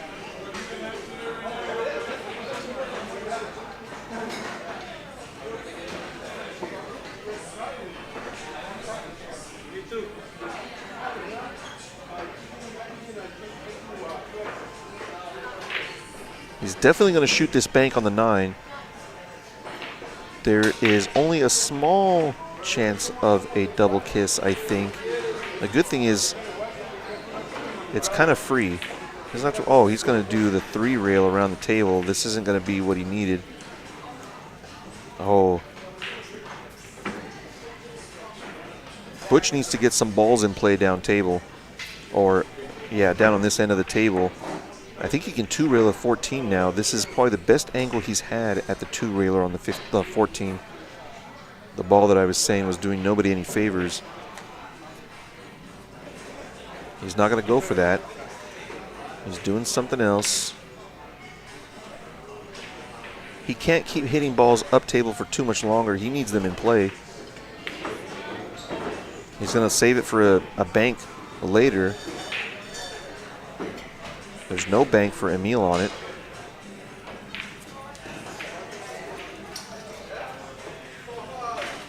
I think Butch might hold off on shooting that 14 unless he absolutely has to later.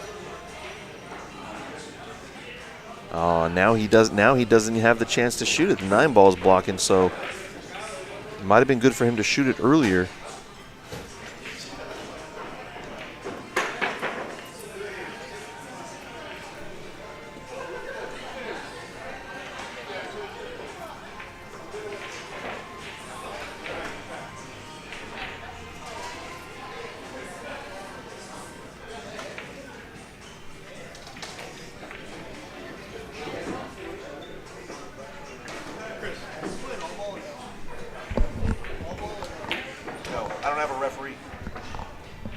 Oh, barely misses the 6 ball.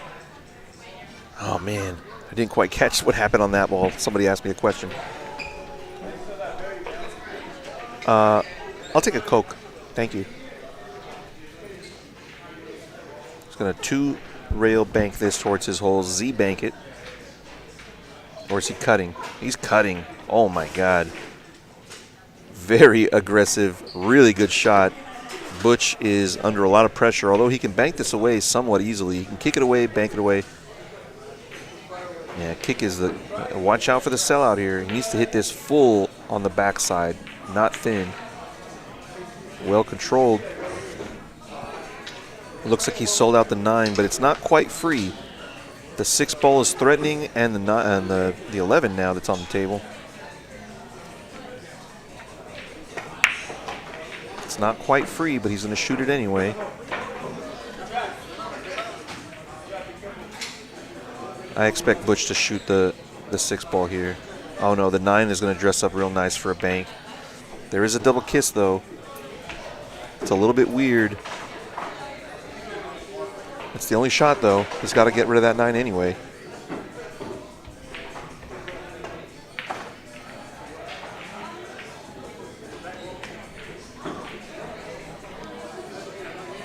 I don't think the bank is on to make, but it's on to at least shoot it. Thank you. Appreciate it.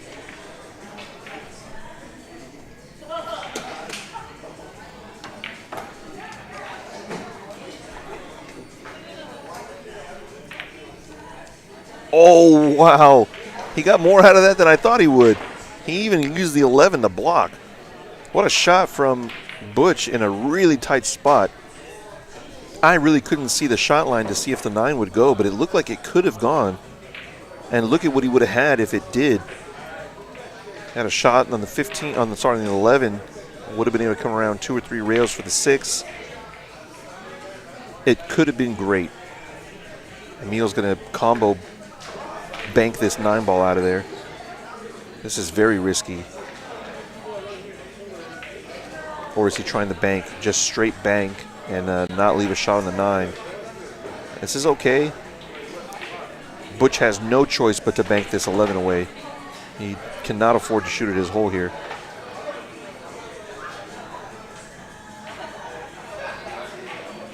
If he wanted to be really cute, he could make the 14 and lock him behind the 5. I'm sorry, behind the 8. He's going to go ahead and bank the 11 away. Under the 11. Hit it full. If you hit it thin, you could sell it. Has to hit it full. Oh, he banked it. Uh-oh. It's going to come back around. It's coming back around. He's going to sell it to Emil. Emil needs 2 here. Wow, what a sellout, unfortunately, for Butch. Still has to make it work, though. He's still got to work this cue ball. First off, he's got to make the 11. Forget about that for a minute. This is still a hard ball to pocket. Mike Waddle's putting a few balls down over on table number 12, trying to get on the board. I think he's down 1-0. Excellent shot from Emil. He's playing for 1.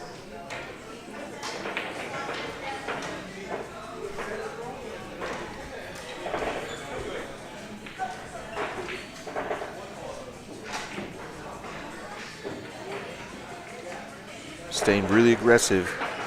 Don't sell out the 9 ball. He wants to hug this rail and leave it there. Yep. Pretty good effort.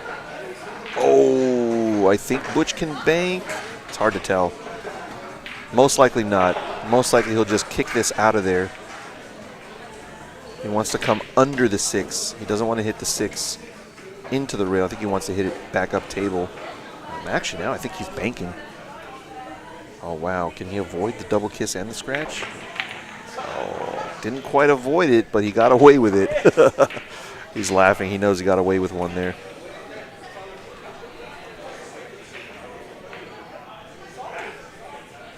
It's almost curtains for Butch. Emil just needs 1. Is he going to 2-rail up and down, bank this 6 ball? I think he is. Up and down. He looks like he has the right angle, just not the right speed.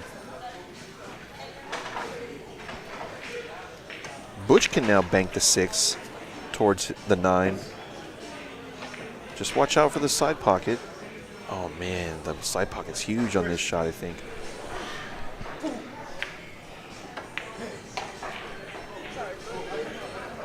You got you? Wow. Eric Chacon coming with the A game today, man. Eric Chacon taking out Curtis Locke, one that I thought was a possible tournament favorite. Eric Chacon is in the final. Whoa. Emil puts one in for Butch Barba.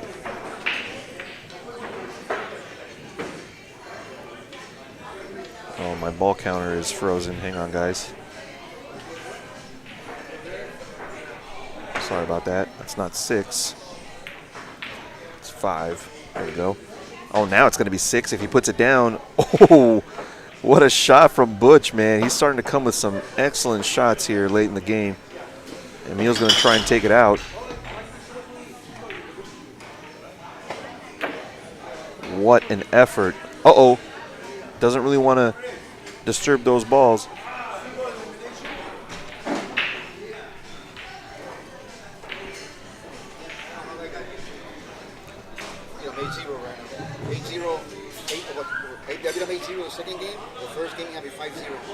Oh, wow. Yeah, I had him down as a tournament favorite. Yeah, aggressive, right? Yeah. Yeah, we're talking about Curtis Locke, a very, very aggressive one-pocket player here at Good Times. I've lost a couple of sets to him in the last month playing some one-hole. I'm going to have to get some weight from him eventually. I don't know if he's going to stick around, but he's out early in round 2.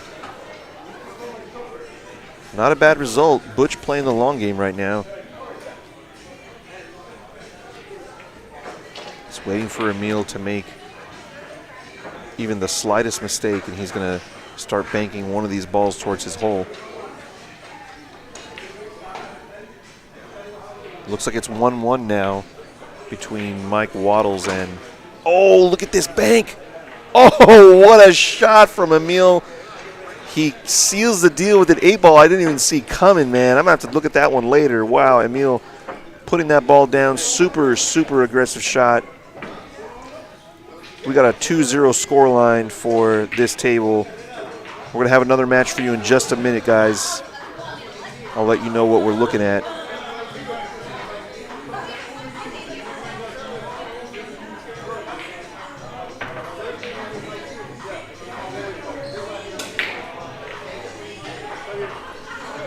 Hang on 1 second, guys.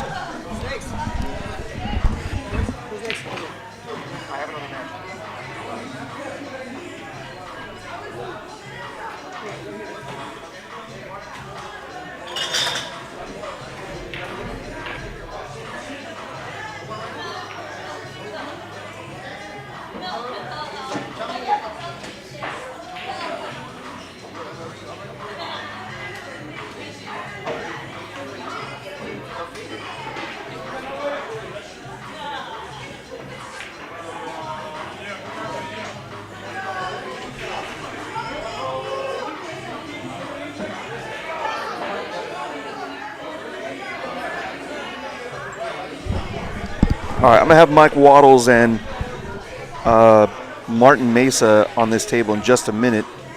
They are tied 1-1. I have nothing else to put on, so I'm going to bring those guys over here to the TV table.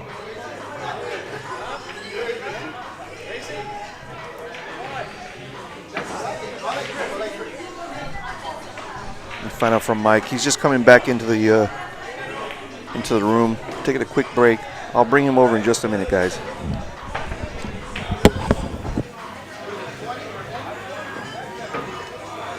You're in the money, fool. I know I am. Yeah, I know.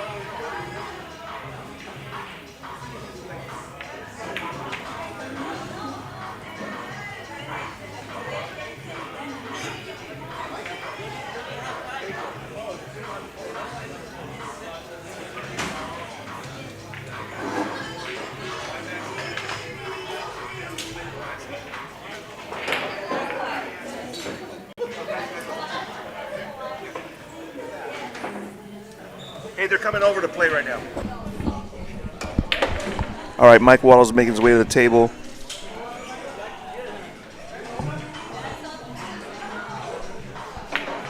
Two players that I'm really not that familiar with yet. I've only barely met Mike a couple of weeks ago. Haven't really watched him play much. I know he's known for being a one-pocket player. And I know less about Martin Mesa. I've seen him around here at Good Times all the time, but I've never really gotten a chance to see how he plays, especially not one pocket.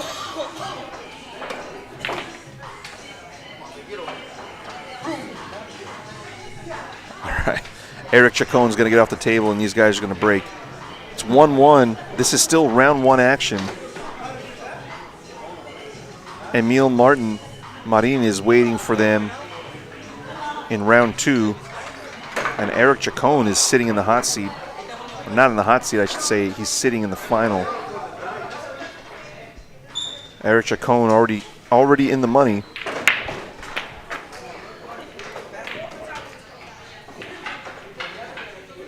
After this match, we're going to have Emil playing the winner. And then we'll have the final. So we've got 3 more matches here. This one and 2 more.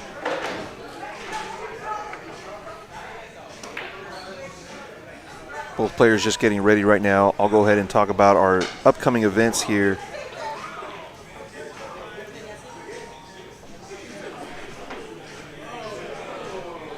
So here's our schedule for the rest of this month. Today is September 2nd. We got the one pocket. Next week is 500 and under 9-ball on the 7-foot tables. Only 16 players, only $10 to get in. If that sounds too cheap, don't worry, it's $200 added. Races are at 4 to 3 over there on the bar tables. I'll have 3 TV tables going. So if you are 500 and under and you want to play in a 9-ball tournament on the 7-foot tables, this one is for you. Only $10. Take a break from league. Take a break from your other regular tournaments. Come into this $10 entry. You guys can play that. You guys can play that.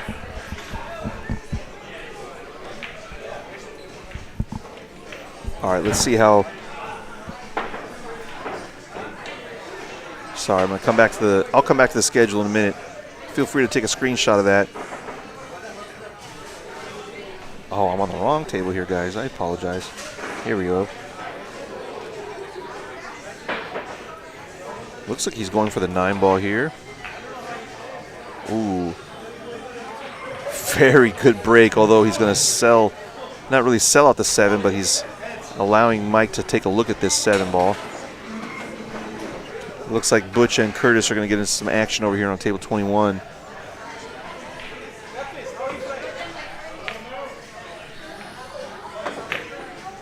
Oh no, Mike is going to take a scratch immediately. All right, so he's going to be down.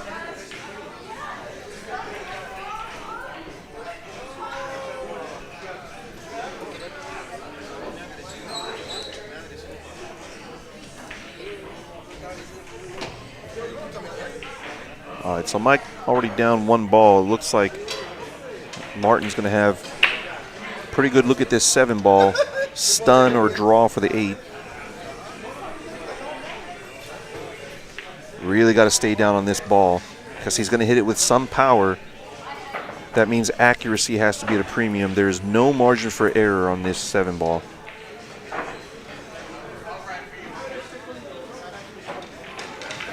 He could play this 7 with an angle and drop down for the 15, but he's not even considering that. I think I might prefer that route because I don't have to hit it so hard. I can lag it to the pocket. May not matter if he puts this down right off the bat.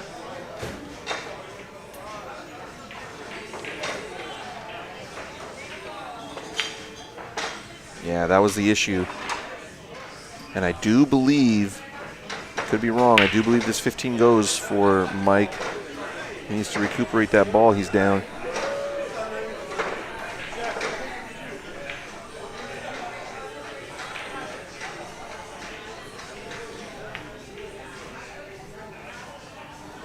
Like I said, I don't know either player's game, so I don't really know what to expect yet. I don't know how aggressive or how conservative either player is. I think I can make a fair guess that, you know, the amount of years of experience on Mike's end is going to be in favor of him, but who knows? Martin might be a killer. He's looking for a dead one. I don't see a dead one, but the 6-11 is at least something to look at.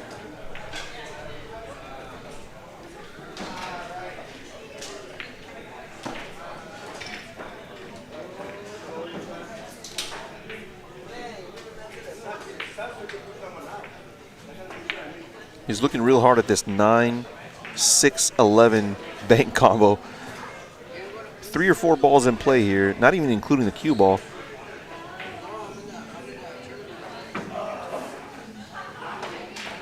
Good thing is it's not too risky. I don't think his cue ball is coming towards the scratch. He's hitting it at a different angle than I would expect. Maybe he's not playing the combo. Oh, he is. Yeah, it sort of died on him there, but luckily he didn't sell out. 15 does not cut. I don't think that it cuts. He could make it off the 6 if he wanted to be aggressive, but that's not Mike Waddles. He's going to just tap this ball, get a few more towards his hole. This is very good. A lot of distance on this cue ball.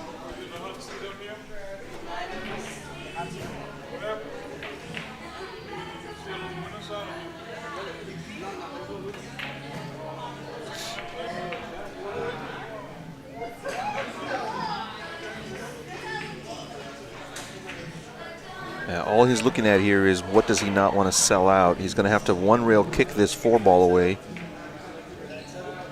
He's looking at maybe coming, I don't know how he's going to get there. I need more. That's all. I need more. It's okay. No, I'm serious. I need more.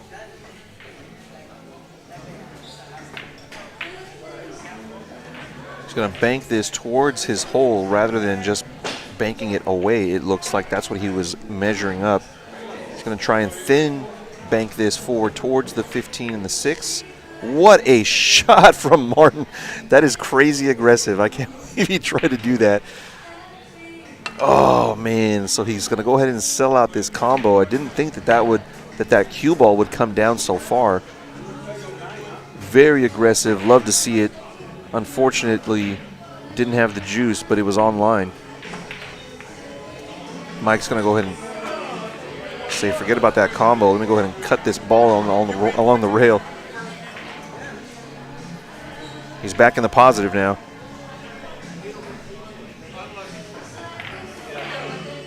Wow, look at this shot.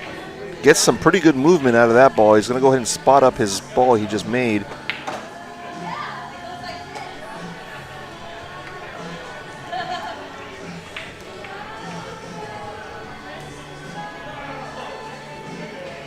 That ball is buried so deep, and I don't think that he has... I'm not sure what he's looking at over here. Is he looking at maybe playing the 3 into the 2-11 and at the same time making the 15 that's in the hole? That's a lot to ask for. He's showing he's got quite a bit of knowledge, though, so I wouldn't put it past him to either come close or nail it just right. But #1 goal is let's make this 15.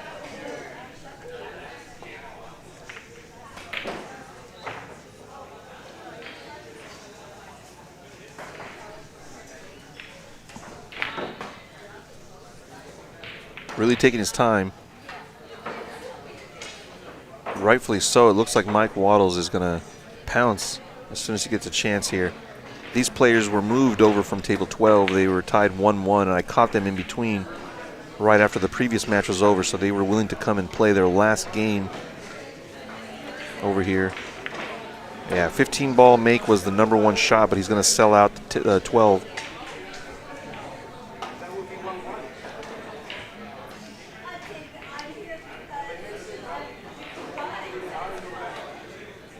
I think Mike can make this 12 and bust open the 6-9. He just has to tap into those balls. But #1 goal, let's make this 12. If he can bust them, that'll be cool. Wow, he's playing it really soft to make sure he makes it and didn't even think about doing too much on that shot.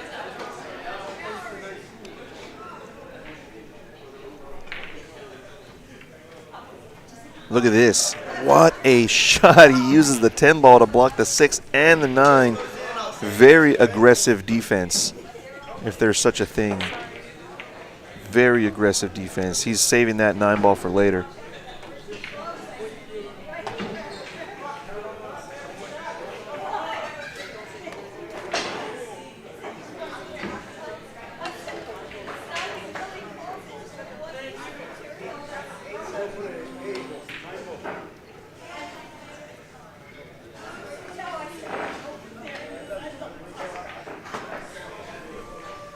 Yeah, what do you do here, man? This is a nasty spot to be in. This is a really nasty spot to be in. I'm thinking that maybe I would just tap the 7 ball up table towards the top rail and leave the cue ball in the top portion of the table probably.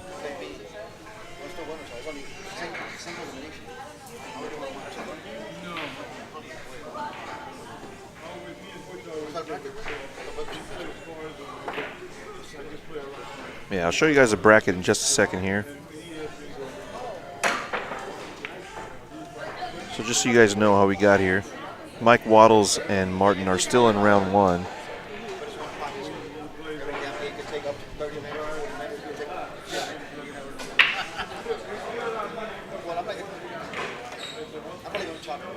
Oh, that's all right. He didn't quite sell out much, but I'm almost certain that Mike is going to shoot at this 9 ball. I don't see. Okay, he's going to bank the 10 into the stack. Yeah. Watch out. That scratch was closer than I expected it to be, but he hit it with a lot of confidence. He knows what he's doing. Martin might now play a kick underneath the 9 ball.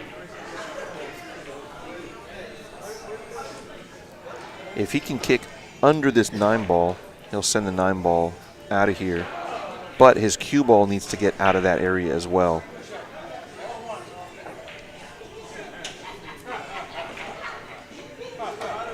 Now it looks like he's looking at the combo on the 9 and basically banking both balls away from the hole. Oh, now he's doing something else. He's going to come off the edge of the 11 and land behind the 9 ball. This is very touchy, but pretty good percentage.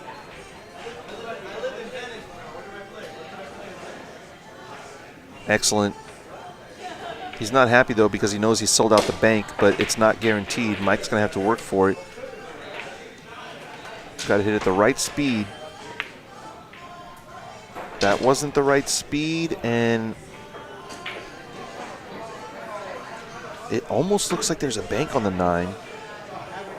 If he can get under this, he can avoid the double kiss.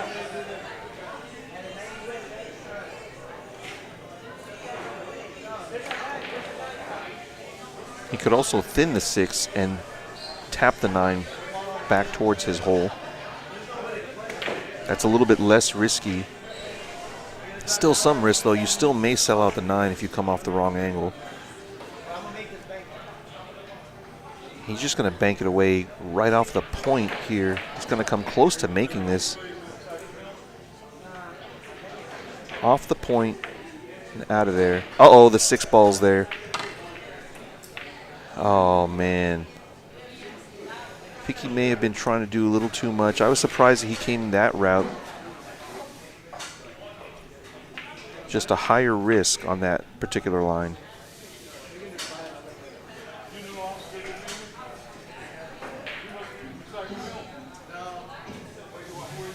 Wow, he doesn't even... Mike doesn't even get down, man. Mike is way up here shooting. He doesn't get down at all.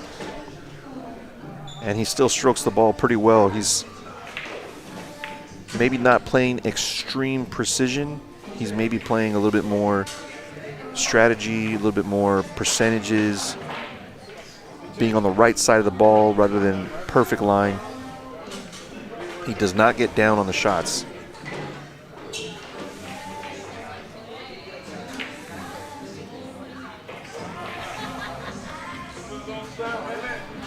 Martin's looking at kicking this 9 towards his hole.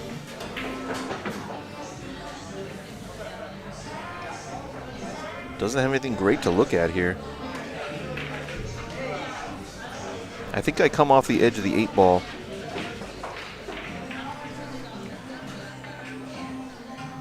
I think I come off the edge of the 8 ball. 1, 2, maybe 3 rails down towards this area. Sending the 8 ball this way. Not really thinking about the 8 ball at all. And if he gets low enough, he won't sell out the 9. I can't even quite tell if the 9 banks, but I'm pretty sure that it does. Okay, he's going to go ahead with the first shot that I mentioned, which is kicking the 9. He might be trying to get the 11 moving as well. 2, 14, 11 might go. Wow, that's pretty aggressive, pretty good. Is he going to get a rail? He's not. He's going to owe a ball. Martin's in trouble.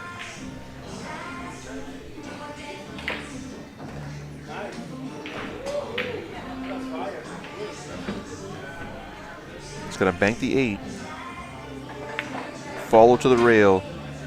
Look at the coverage.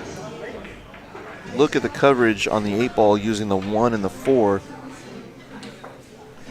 Martin's going to have a bank, and he could hide his cue ball underneath the 5 or behind the 5 when he banks to not leave a shot on the 8 ball.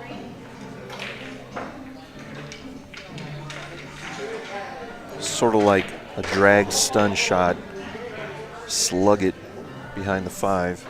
I don't know a better word than slug.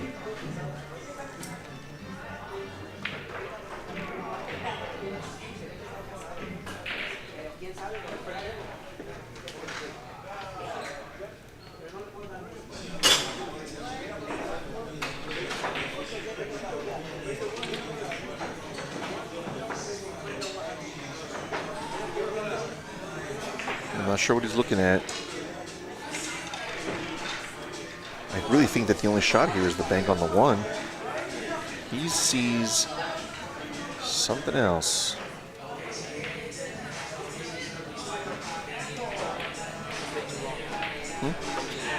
No. Well, a little bit. That's why we only have 8 players. Oh, I hope not. Then we don't get much coverage. But yeah, if you do, then you do. That's fine. Yeah. Well, no. I would chop. I was only going to do 3 if we had the time. Right now, we're already behind a little bit.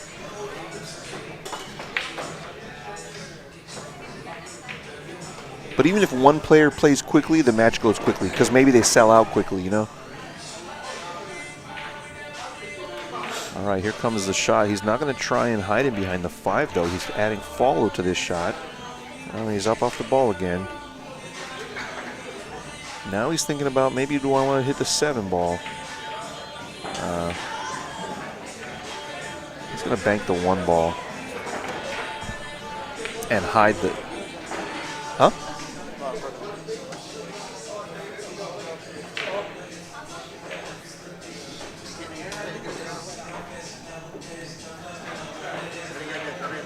He's going to put him under the 9 maybe. Oh, this isn't going to work. This is not going to work. He's going to bank this and have shape on the 8 ball most likely. If he banks this in and makes the 8, he's also got the 9 ball to bank. I know I'm getting ahead of the work here. Oh, wow. He really hit that very poorly. It's the only poor shot I've seen so far from Mike. His goal was maybe more important. Let's get that cue ball up table in case I miss. The bank was so natural and position was so natural, I thought he would come much closer to making it.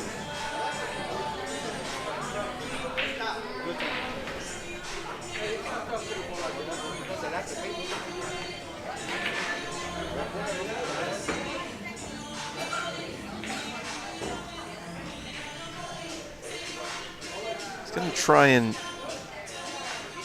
what is he trying to do? I can't tell. He's going to try and follow his cue ball in between this 11 and 8. He might be playing all cue ball here in between the 8 and 11. Oh no, he's banking all those balls away. What a shot from Martin. Really turned things around, at least for now. That was 2 balls he took away from Mike's side, and that's not nothing. This 1 doesn't go, so he's just going to push these balls towards his pocket. Now the 7. The 7 didn't go either. Now he can play the bank on the 1. The bank on the 1 doesn't go either, but he's just going to push those balls towards his pocket. Cue ball will go up table. I don't know what he's looking at. I feel like that's really the only shot. And he's shooting it now. Watch out for the scratch on the side.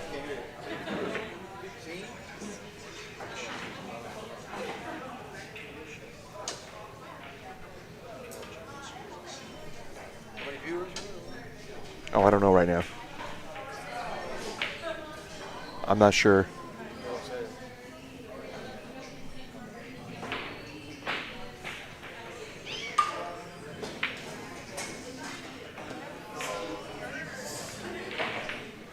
Yeah, I'm thinking now that he's not going to do it just because the scratch on the side is so heavy. He can't draw the ball or stun it, so he's going to go ahead and bank this 8.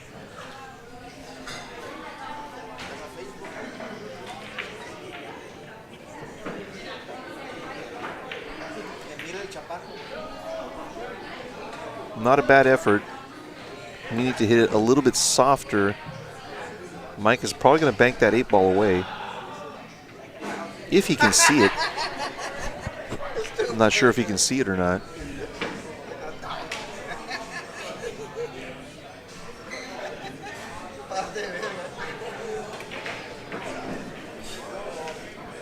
Yeah, he's banking the 8 away gently.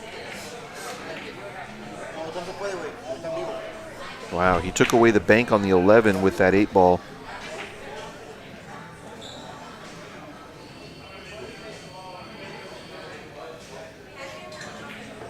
Really hard to say what to do here. He doesn't want to move this 11 ball, but he may be forced to hit this 11 in order to get the separation from this cue ball and the bottom of this rack. I actually think thinning off the 7 here is the shot. If he can thin off of this 7 and send his cue ball up table, the 7 will not move much, if any. He needs to hit it thin to do that. Don't see a whole lot else. If he thins off the edge of these balls here, maybe. There's a scratch risk up in the corner. Yeah. Okay, he's going to move the 11, which I was afraid he was going to try to do because that takes it away from his hole. But it might be the only ball he can hit to get separation.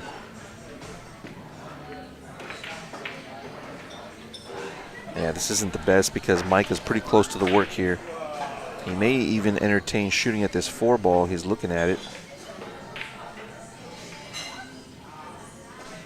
Big risk shooting the 4 ball, so he's going to keep it conservative again and just bank this 8 ball up table. He's left another bank on the 1, and this one is much, much easier. He's off the rail. He can draw it. He can follow. He can do whatever he wants. I expect him to hit this with some amount of force into this cluster of balls and get movement towards his pocket. He's got to get balls open and moving towards his pocket. Otherwise, this is going to work out for him. This is a hill. And he's down by 4 balls. He's got to start pushing these balls towards his hole. You don't want to tap this. And it's still a tapper. Oh, I didn't think the 1 would go. He makes the 1. What a shot from Martin.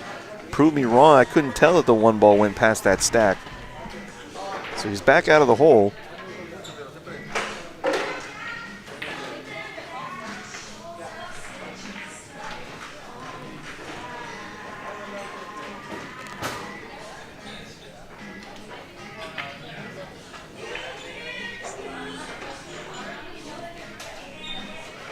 I'll go over the schedule with you guys in a minute for what we have the rest of this month. And then in a couple weeks, I'll be announcing the schedule for October. Some pretty fun events going to be coming up along with whatever we've got currently. Next week is our 9-ball tournament on the 7-foot tables. That'll be a 500 and under only tournament. $10 entry, $200 added. $200 added every week here at Good Times for this remix tournament series. And like I said, 9-ball on the 7-footers next week, 500 and under. Get in touch with me as soon as possible. It's limited space, only $10 entry, 16 players.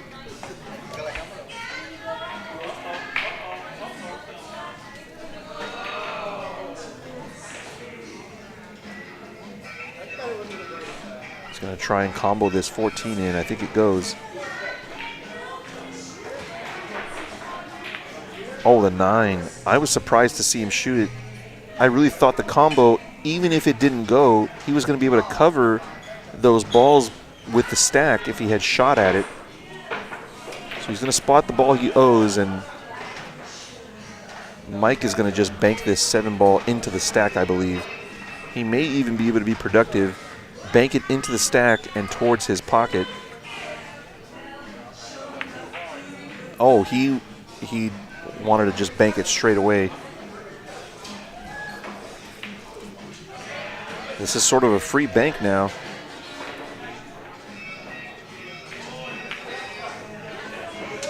And I say sort of because if he brings his cue ball too far over, the 8-ball is there.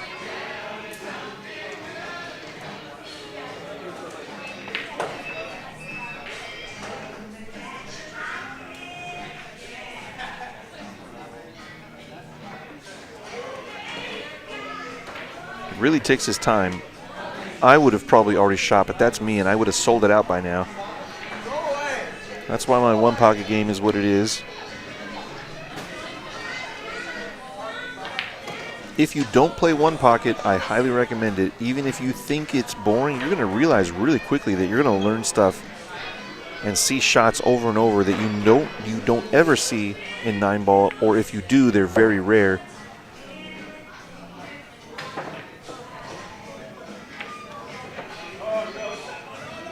I think Mike is going to have a shot where he can just push a few balls towards his pocket and use the stack as a blocker.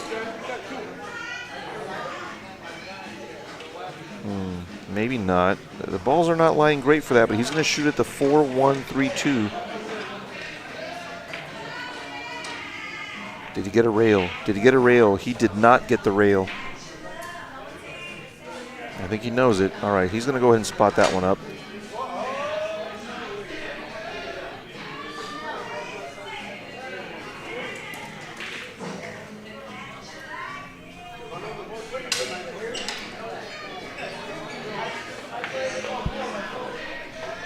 We still have 2 matches left. After this, we have second round match, which will be the winner of this versus Emil. And then after that will be the final against Eric Chacon. Eric beating Jack Fisher in round 1 and then beating Curtis Locke in round 2. Both matches 2-0, so he's undefeated. He hasn't lost a rack yet.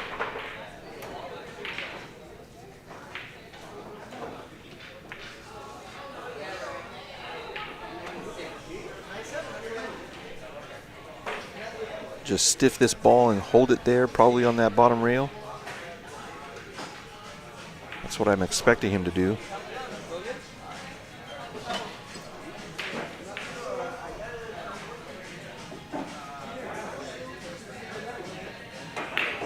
Yep, good cue ball. Kept it simple.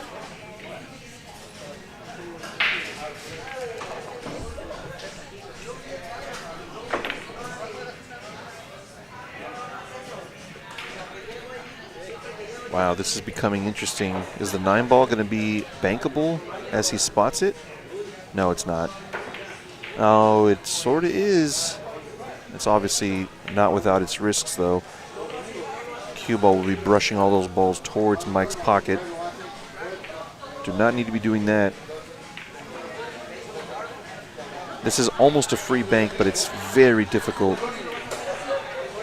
He can avoid the double kiss, but he's got to add English from distance, and over that much distance, the English is going to take and probably squirt the ball or turn over in a way that you don't expect it to.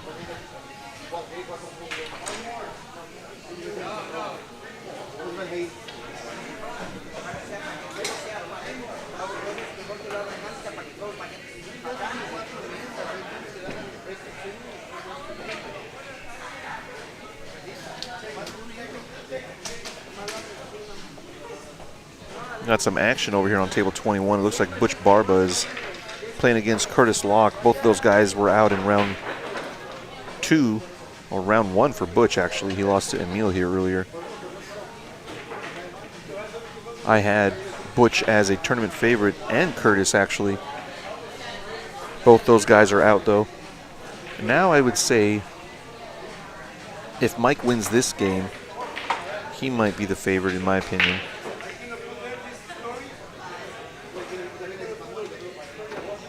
Uh-oh. Uh-oh. The bank is on. He's going to have more balls to bank at if he makes it. He's going to go something else. He's going to shoot the 8 ball instead. Oh, the 6, I'm sorry. The 6 is going. It's going. Hard to cue this cue ball. That stack of balls is going to be tree-topping him.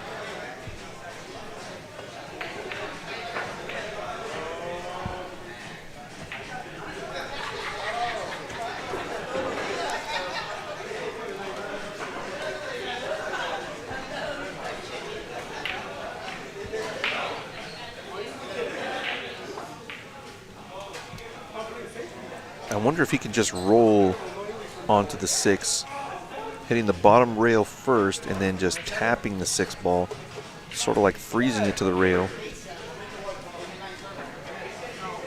I don't see a way for him to take this ball out. That's what he's looking at, just hitting the bottom rail and just barely tapping into the 6 ball. And if he happens to not hit it at all, it may not even be the end of the world. Better than selling out the 6. Whatever you do, don't sell the 6. Real gentle.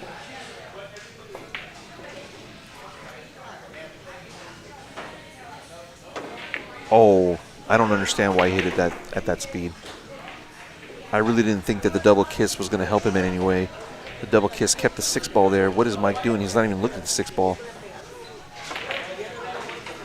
He's looking at putting extreme pressure on Martin by putting another ball towards that hole. That didn't really work, though. He's obviously still protecting the 6 ball, but he could have been a little bit more productive with that 8 ball, I think. Did not expect that ball to react the way that it did, I don't think.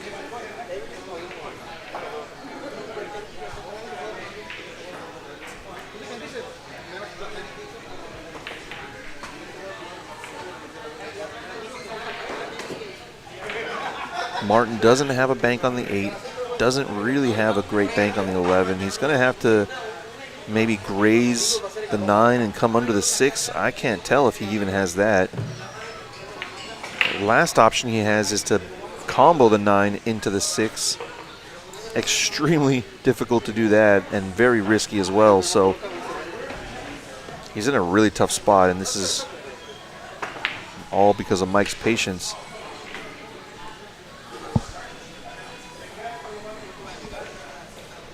Yeah, he's going to try and combo the 9 into the 6. He might hit this with some force.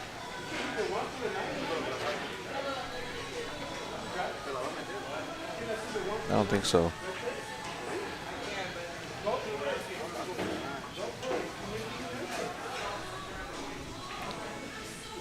Yeah, I almost feel like the 9-ball bank is just as difficult as the 9-ball 6 takeout. Now he's going to come 2 rails, maybe put the cue ball behind the 13. That's pretty difficult as well. Eric Chacon is over here sweating the match because he wants to get it over with and get to the final. He's going to have to wait. This is 1 pocket, baby.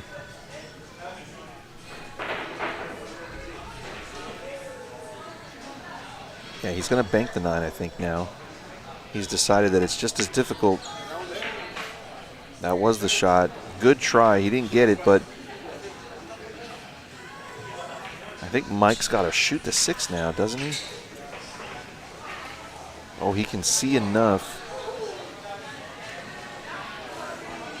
Yeah, he can see enough of the 9. I didn't think he could see that much, but say bye-bye to the 6 ball. It's not going to be there no more. This one I would hit with a little bit of force. If he doesn't hit it with force, he's going to sell out the bank.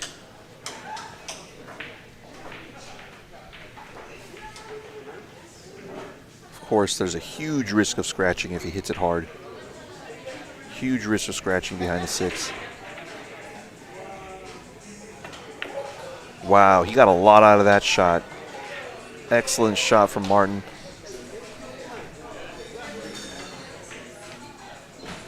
Man, Mike just knows what to do pretty quickly. Slowly becoming an up-table game. Of course, we are playing the Grady rule here, so no more than 4 balls up-table. The 5th ball would spot. The 5th ball being the closest one to the top rail would spot. And that's just to keep this entire rack from being up at the top of the table.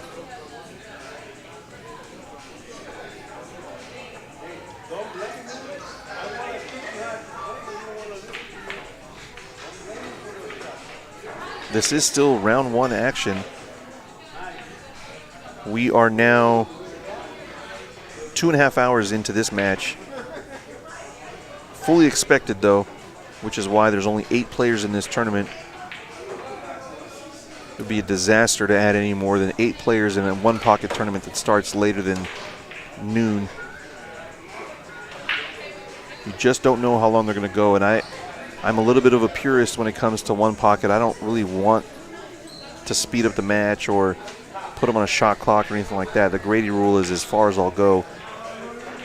All the players coming into this tournament fully aware of what 1-pocket is and the fact that it could go super late. I don't think we'll go extremely late, though. Some of the other players play a little bit quicker than these guys. Butch Barba was in. He's probably the slowest out of all the players, and he's out.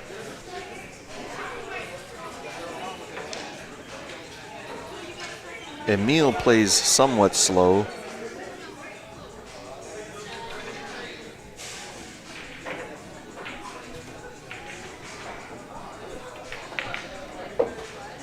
That's not bad. Oh, he's going to be putting him right up against this cue ball with the ball he's about to spot.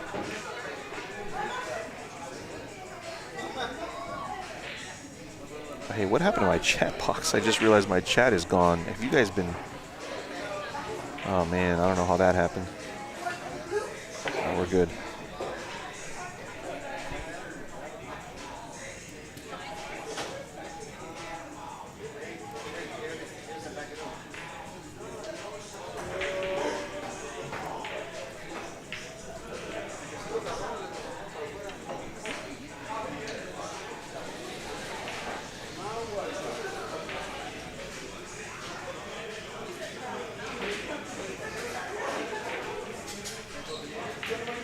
Just trying to get his cue ball on the bottom rail here.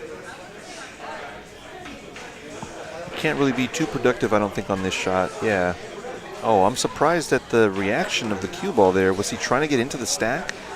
He might have been trying to get him above the 10 ball there. All right.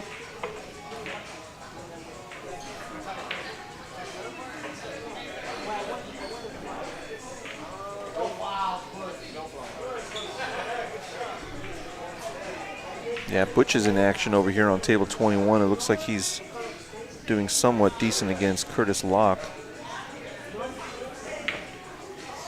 Oh, of course I say that and Butch misses an easy bank. All these balls are going up table now. He's going to try and get this cue ball back to where it's at now, or at least on the bottom rail, I would think. Oh, he's going to freeze him behind the 7. This is really good. All right. The 13 ball.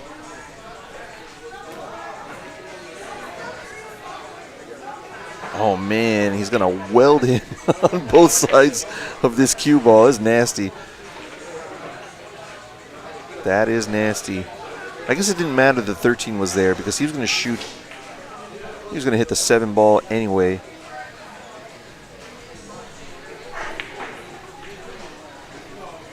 Oh, it helped him. Yeah, I didn't see that coming. It definitely helped him. That 13 did.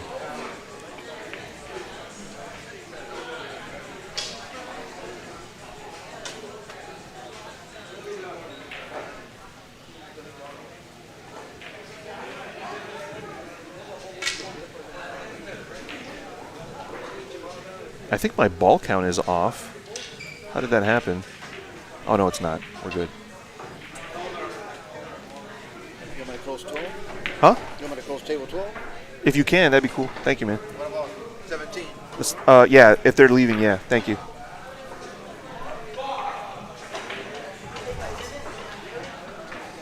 Oh, I didn't even see what happened on that shot. Mike is just going to tap this ball.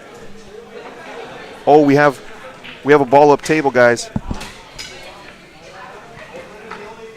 I must have missed it from the last shot.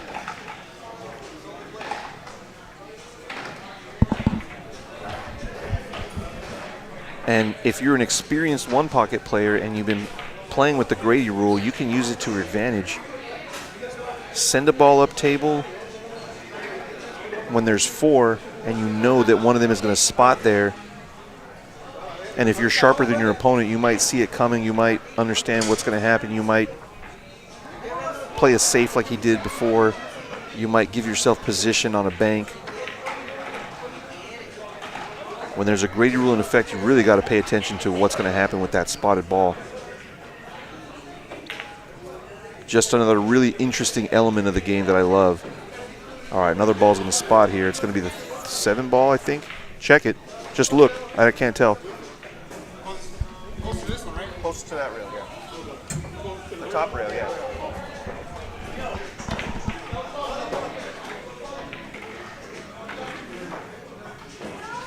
Again, this spotted ball it's an element of the strategy that you got to be aware of.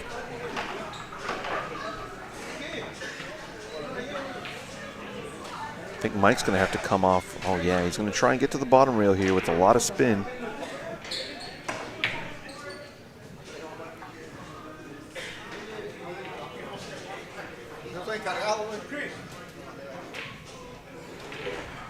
I don't know if he's going to be able to bank this ball. No. He's going to have to dig into this cue ball. This is nasty.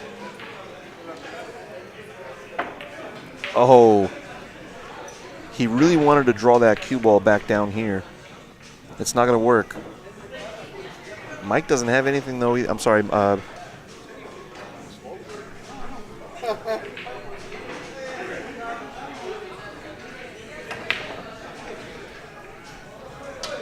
Yeah, we're already here all night. We would be here until tomorrow night if we didn't have this rule for sure.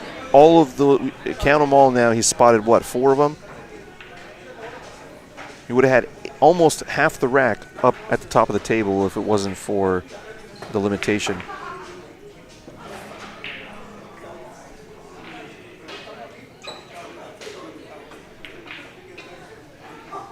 There's so many loose balls up table. So many of them go to the pockets. Neither one is even leaving a chance at a shot. I think the key is going to be to tempt somebody with the bank, tempt somebody with a full table bank or a really long, ridiculously hard shot. See if they sort of shake it up that way to get them to sell out. I think that might have to be the strategy that I would play anyway. Huh?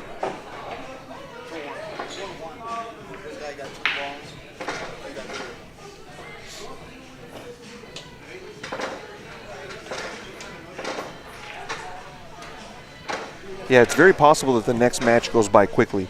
It's very possible. Hmm?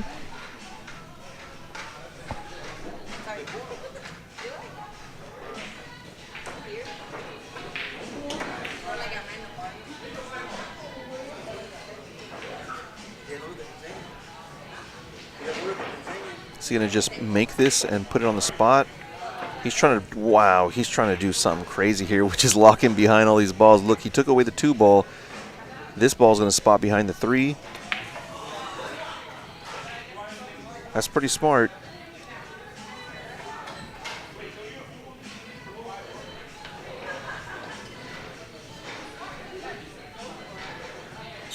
Mike takes no time, gets right down, knows what to do. I don't see him taking more than 10 seconds on a shot. He just knows what it is. That's a lot of experience there.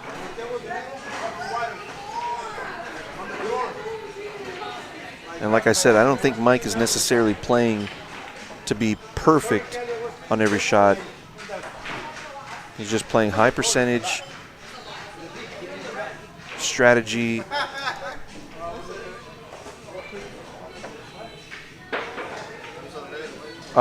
It goes on the spot, buddy. Spot. Yo. Yeah. We're good. Yeah, he could, because he's been spotting them behind the balls so much, he didn't remember to look at the spot. That's not going to do it. Is he going to sell at the 14? No, he's all right.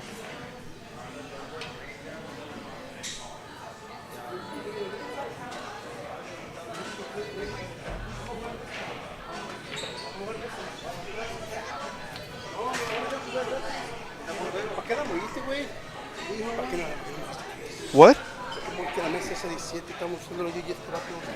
Weren't you guys leaving? No, echar, que este íbamos a jugar. Nomás practicar, pues esto está todavía en el partido. Oh, we thought you were done with it. You were packing up everything.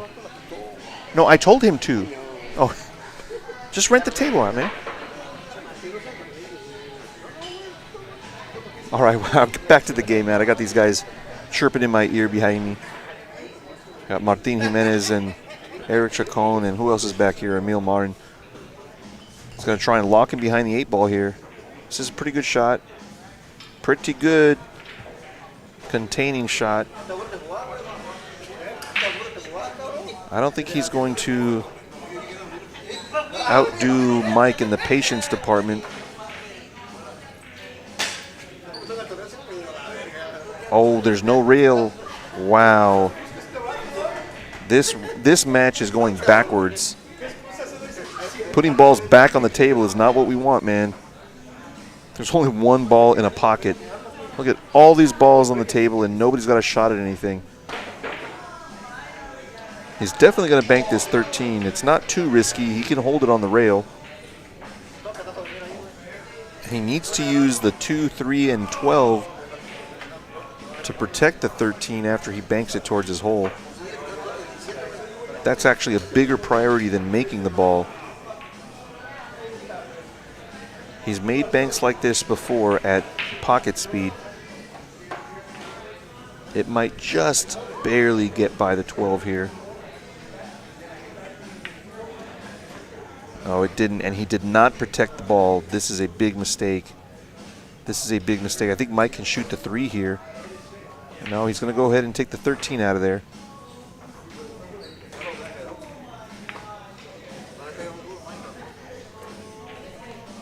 Mike is now starting to move balls towards his hole, and he's got good protection with those three, so he's doing that part better. Anderson, I won't have another one-pocket tournament until next month in October. I'll go over the schedule with you guys in a minute. I'll show you that schedule, what else we got in this month. But next week is a 7-foot 9-ball, 500 and under. If you're a 500 under player out there and you want to get in, it's only $10, $200 added, 16 players next Tuesday.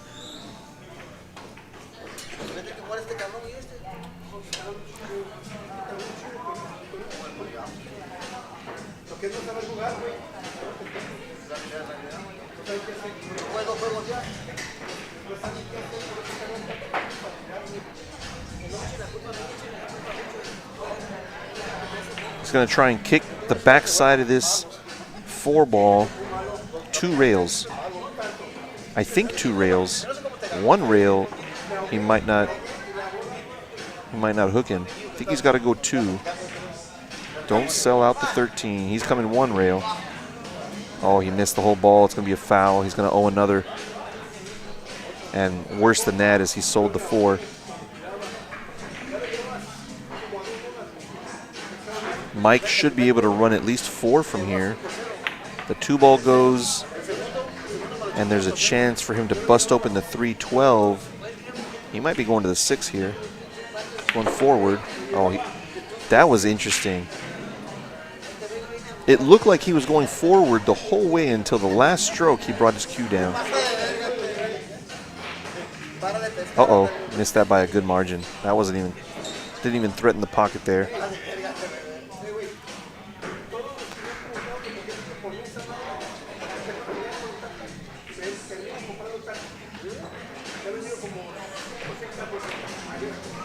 I wonder if, yeah, it must go. He's looking at it like it goes. So the 12-ball goes. He's going to have a chance to put a few points up on the board. It's the question of, does he come down for the 2-ball bank? No, he's going to draw it. I wouldn't argue with this. He can maybe play the 2 later. Oh, that was some weird action. I didn't expect that to happen on that shot.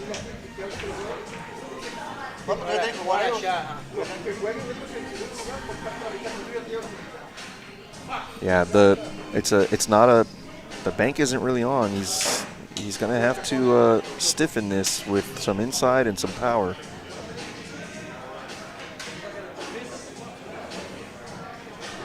Hey, what's up, Ray? Yeah, you can get in, buddy. Just send me your $10 entry as soon as you can to secure your spot. It's only $10 entry, but I do need those entries as soon as possible because I've been experiencing some players telling me that they're going to show up and then they don't. I really need to take those entries ahead of time. All right, this is a smarter shot. He's going to come 2 rails behind it. He needs to get separation and leave the cue ball down here if possible. Okay, he's not going to try the separation. Ooh, he barely got that second rail, the rail at the bottom.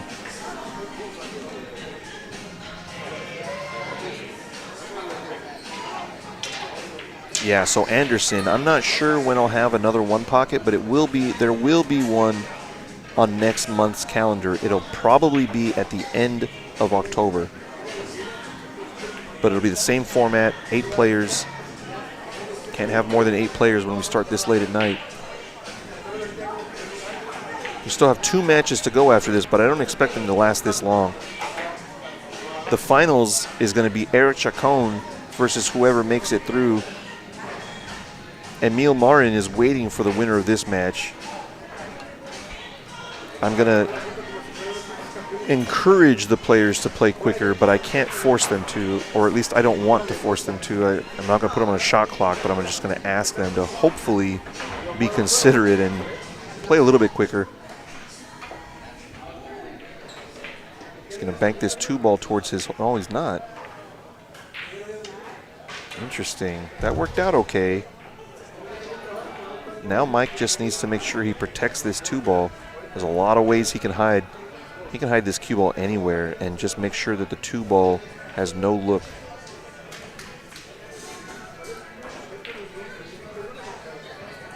So many ways to get there.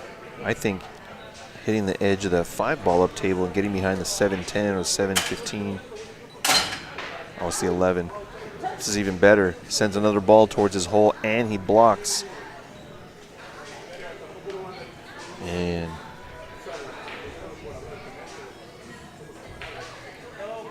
slow and steady is going to win this race. Slow and steady is going to be whoever taps these balls towards their pocket and then cashes it in when they have a shot.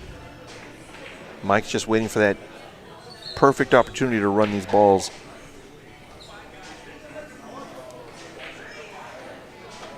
Hey, thanks, Ray. I got your entry, buddy. Anybody else that wants to get in for next Tuesday, I have limited spots. I'm already more than halfway full. It's only $10 entry, $200 added.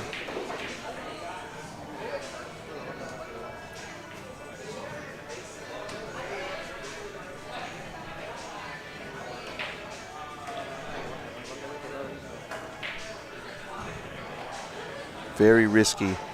Any of these shots could sell out the game to Mike. Oh, wow, what a shot. That's a very good response from Martin.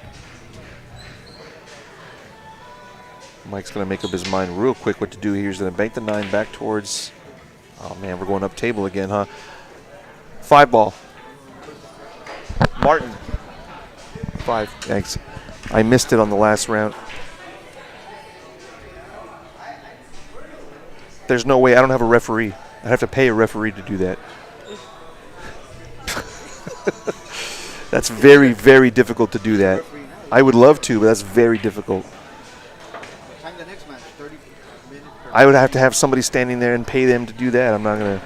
Yeah, we'll get through it, guys. But this is One Pocket. You guys sign up for One Pocket tournament. This is what it is, man. Matches can take a while. It is what it is, as they say. It's only 10 o'clock. We're okay, guys. If you Eric Chacon has a bedtime of 8:30 p.m. I don't know what he's doing at the pool hall.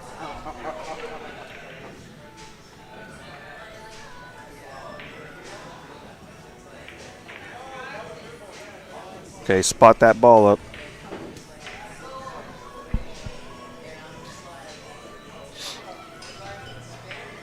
See, that could have been a critical mistake from Mike. I don't know if he was thinking about the ball that was going to spot. It's not a sellout or anything, but it might be. If he decides to bank this, it could turn into something. I think I would bank the 3-ball and stop him behind the 12.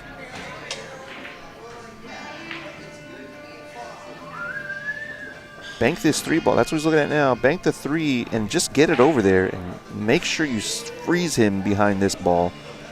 Forget about making it. You just want to send the 3 into a spot that puts some pressure on Mike. He's not going to do that. He's going to go for the more obvious bank on the 6, but this is a very difficult bank. A lot of balls can be sold out here if you. Oh, he's going to go ahead and do this. This is even better. All right, now we've got 2 balls that have to spot.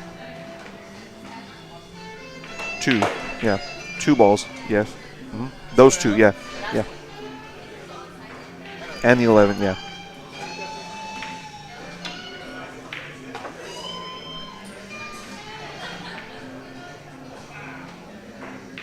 Wow, and look where the rock is at.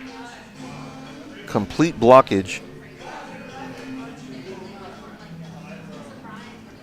If I'm Mike, I think I'm banking the 6. I think that's what he's doing. Oh, he's going to bank the 10 better. Really, really patient with these shots. Mike's got all night, man.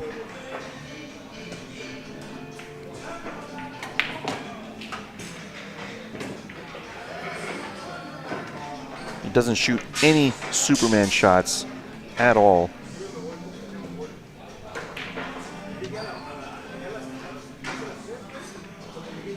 Looks like now he's going to bank the 3 if he can see it.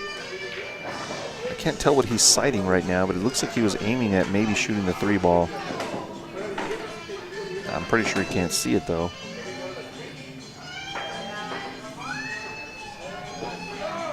Is he looking to play this combo? That's not a bad idea. 8 into the 14 and send the cue ball down table. He's not doing that though. He's doing something else. Maybe just pull the 14 off the rail and leave it for later. That's what he's doing. This is a pretty good shot. Oh, that's a very good shot. Well executed, well controlled.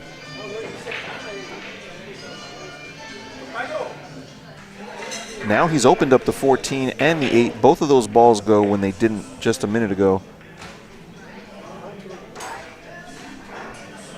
Gonna two-rail these balls, one of these balls towards his hole. Uh-oh. Uh-oh. That's the first time he's sold out anything, I think, this whole rack. And he shot it quickly.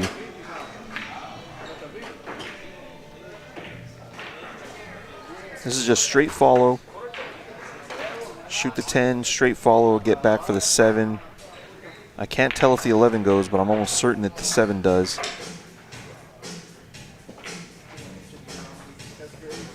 I think it would be a mistake for him to shoot the 12. I think he was thinking about shooting the 12.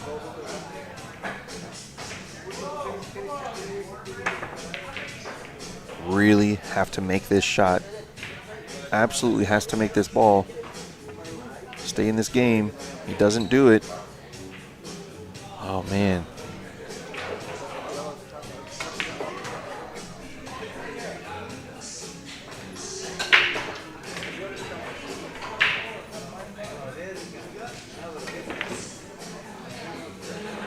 Finally, some movement towards his pocket. I think if I'm Martin, I'm banking the 7. Coming up behind all those balls up table. If he can bank the 7, he can send his cue ball up here. Generally speaking, that drawing obviously is pretty crappy, but you get the idea. I think that shot is not too risky. And there'll be a lot of pressure on Mike because Martin will have 2 balls at his pocket.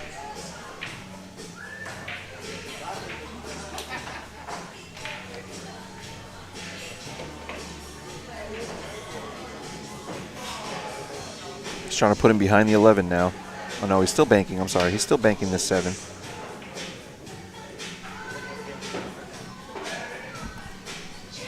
Pocket speed on this one. I hit a little bit harder than pocket speed. This is why I was saying, oh man, that's why I was saying pocket speed, because I think with the pocket speed he might have been able to drift behind those balls rather than stun above them. He sold out the 12. What is Mike doing? He's not going to even shoot at his hole. He's not shooting. Oh my God, of course he was shooting. He was just banking instead. What an aggressive shot. Mike Waddles finally had a good opening and took the tougher route, still taking the tougher route, shooting this 7 ball, putting more pressure. And those balls have lined up real nice, but you have to know that Martin is going to shoot at his hole here. He's not going to have a better opportunity than now to shoot at this 8.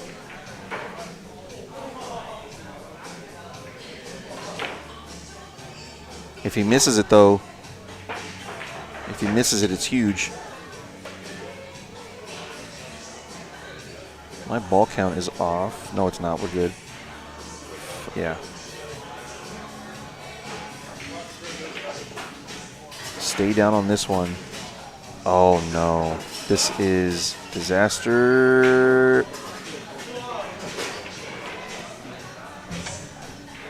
I can't really tell what Mike does anymore. Every time I think he's going to shoot at his hole, like he has a shot right now at the 14-7.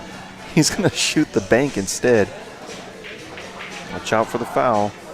He hit it good. He hit it good, and he got shape. What a shot. He needs 3, and look at this. He's still not shooting at his hole. The patience that takes is crazy.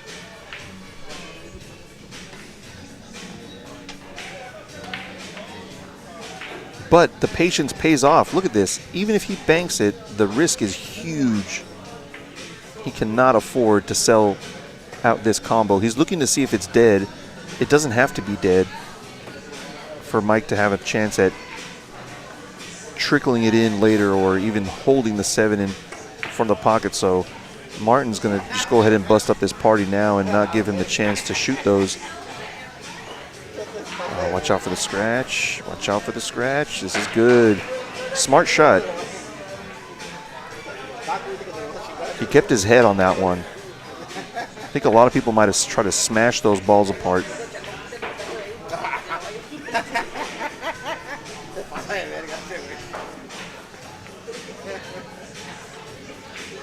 I think if I'm Martin, I gotta be shooting at my pocket.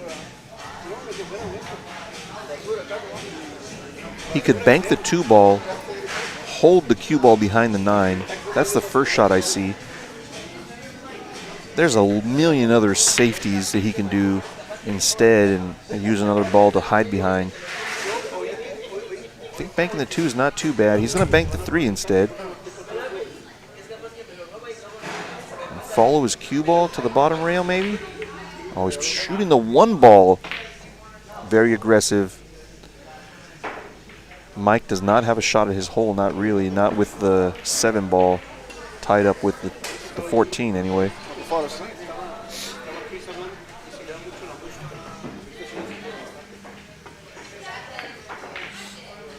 Not bad. Mike's just lining up those balls to run them later. I feel like he could have run out by now. Mike could have. I feel like he could have.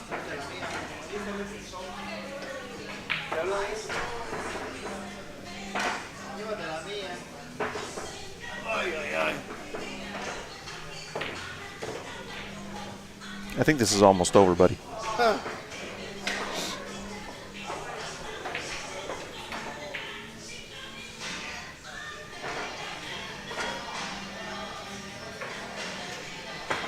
At a certain point, I am going to have to put these guys on the shot clock, but we're not there yet.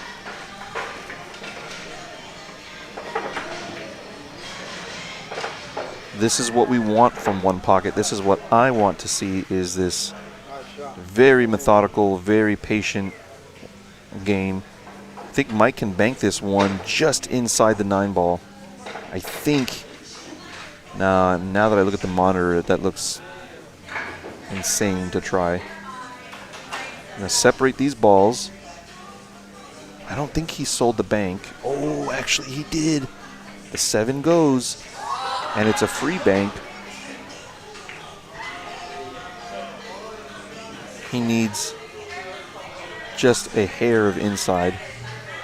Oh, he's not shooting. He's playing safe. Now he's thinking about the 14 instead. And push the 10 out of there. Could still sell out the 7 here.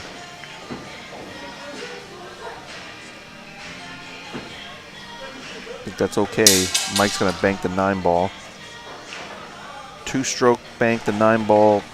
Wow, he's got a lot of soldiers on his side of the table. I think I like to bank the 10 towards my side and draw under the 7.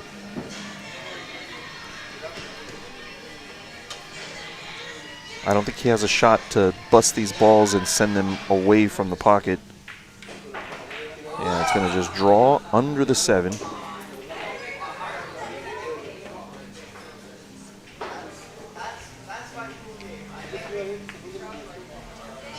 That's not what I expected.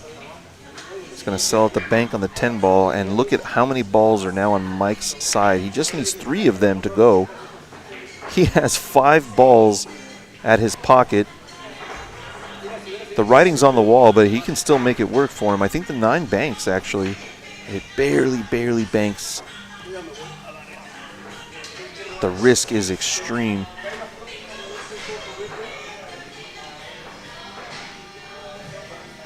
At this point, I really wish Mike would shoot at his pocket and end this game already. He's just waiting for the perfect opportunity to run. This could be it here. This could be the shot that either turns it around or gives it to Mike.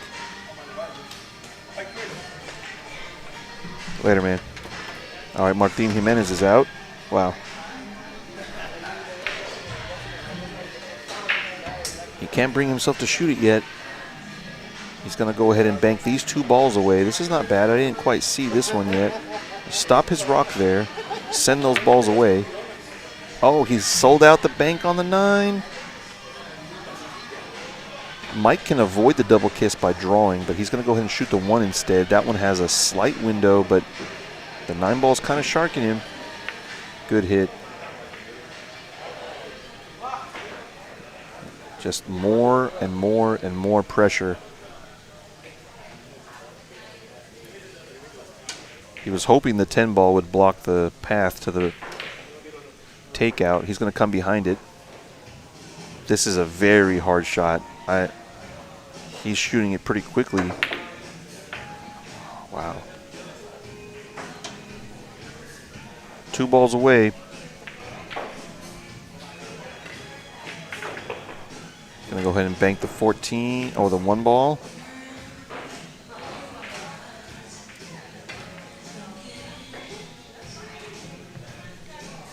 Yeah, we've got 3 hours now, almost 3 hours on this match. This is round 1.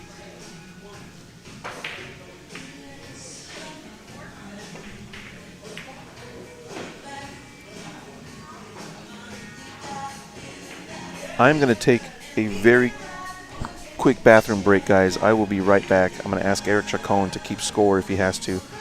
Oh, we need balls spotted over there, guys. I didn't notice it before. 2 of them. The 3 and the 6, yeah. Hey, Eric, can you do me a favor? Why don't you score?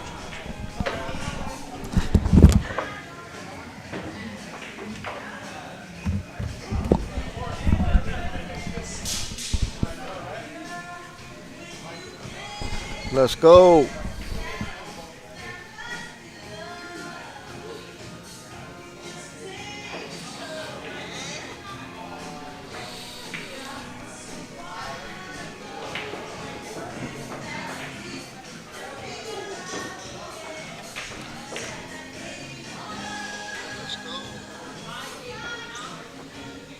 All night.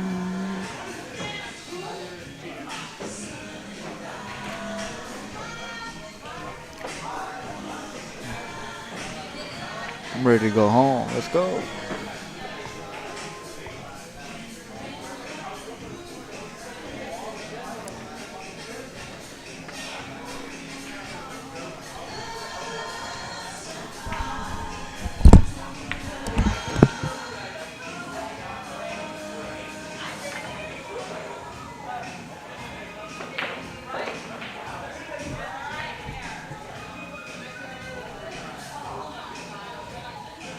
Mike, you got 7? You have 7? You have 7 balls? I'm just writing it down over here.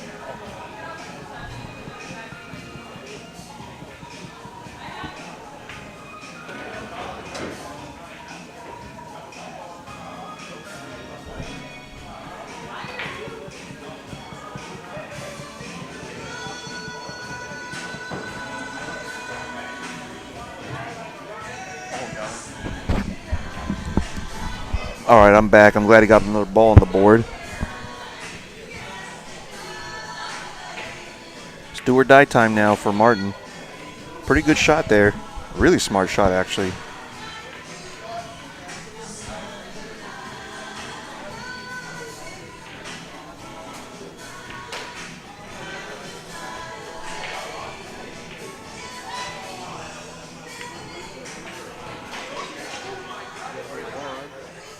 Yeah. Yeah, spot it. The further one to the rim.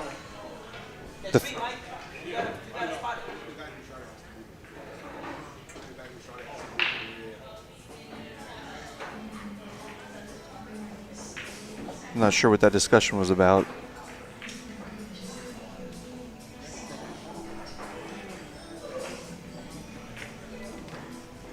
I wonder if he's going to take a swing at a bank here. He's got a few different banks he could shoot at. Yeah, he's going to go ahead and shoot the 12 ball. Really just thinking about moving it there and using the 3 ball as a blocker if he can. Oh, he's shooting the 7. Okay, just playing the cue ball there. It's not bad.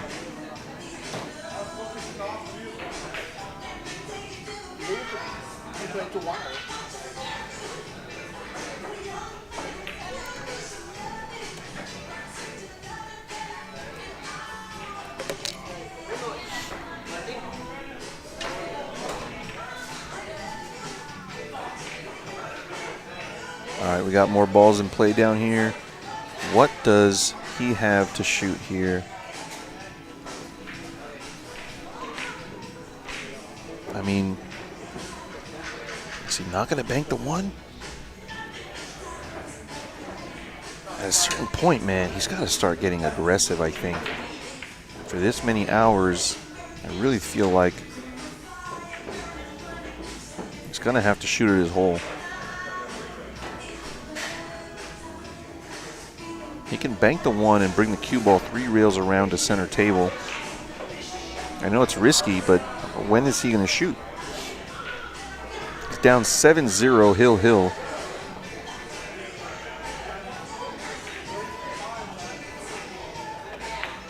It does not behoove him to send these balls up table. Huh? Onepocket.com or .org, something like that.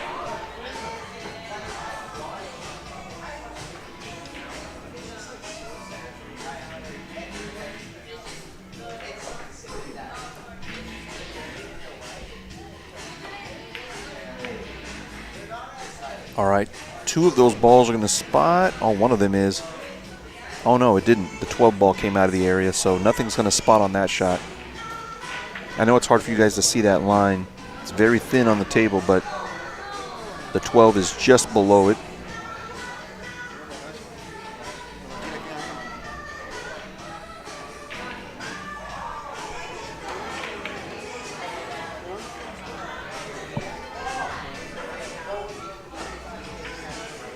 This might get away from him.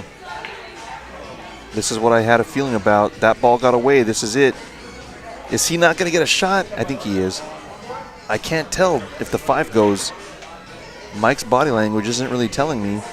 I do believe that the 5 goes. And if it does, this should be it. If it doesn't go, he's going to tap it towards the pocket anyway. It goes. All right, that's our match. It is not our match. I jumped the gun because I'm trying to get the next match going here.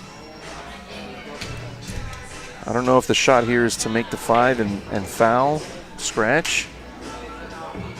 That wouldn't really work because the 12 ball goes if he had ball in hand in the kitchen.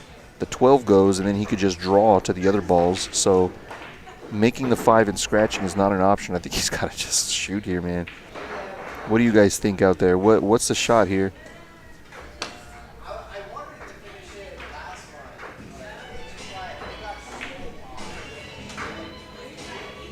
Yeah.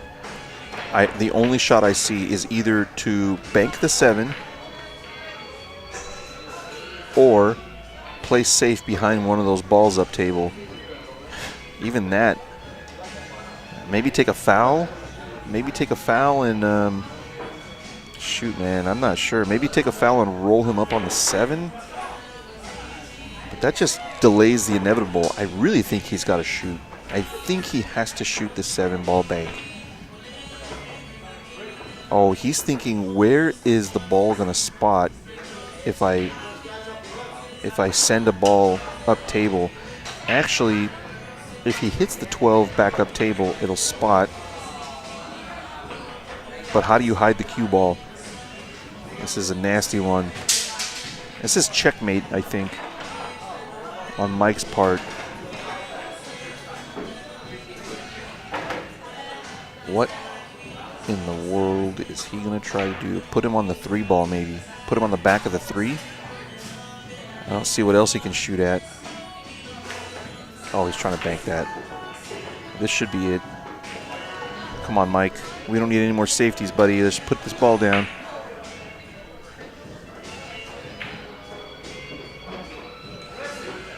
Come on, buddy. Shoot the ball. We got to get going. I don't think it has the legs to get there, man. Oh, wow. It's like he's playing with... It's like he's playing with him.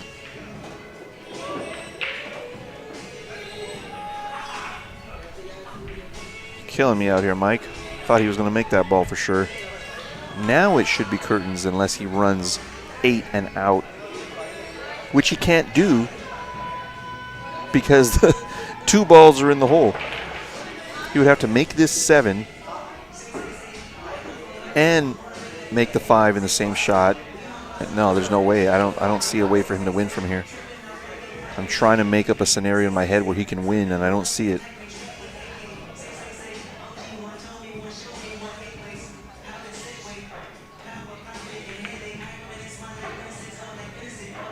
Might be the last shot he plays if he doesn't put it down. He puts it down. He's just in more trouble still. Is he going to try and smash these and scratch? He's going to have ball in hand, and he's going to be able to make the 3 ball if he gets ball in hand. There's no value, I don't think, in this. Oh, and that's it.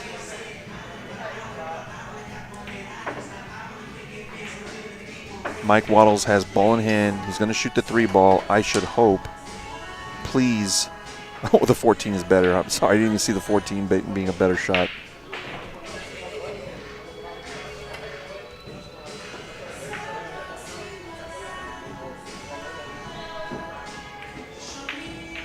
Please go in. It's in. All right, we have a match. All right, we got Emil. Where's Emil? Let's go, buddy. All right, Mike is not going to have a chance to take a break at all. We are going to be going. So a very hard-fought match. Mike Waddles does come through, and now he's playing Emil Marin. Winner here gets to the money and the final. Huh? Oh, yeah. I'll be right back, guys.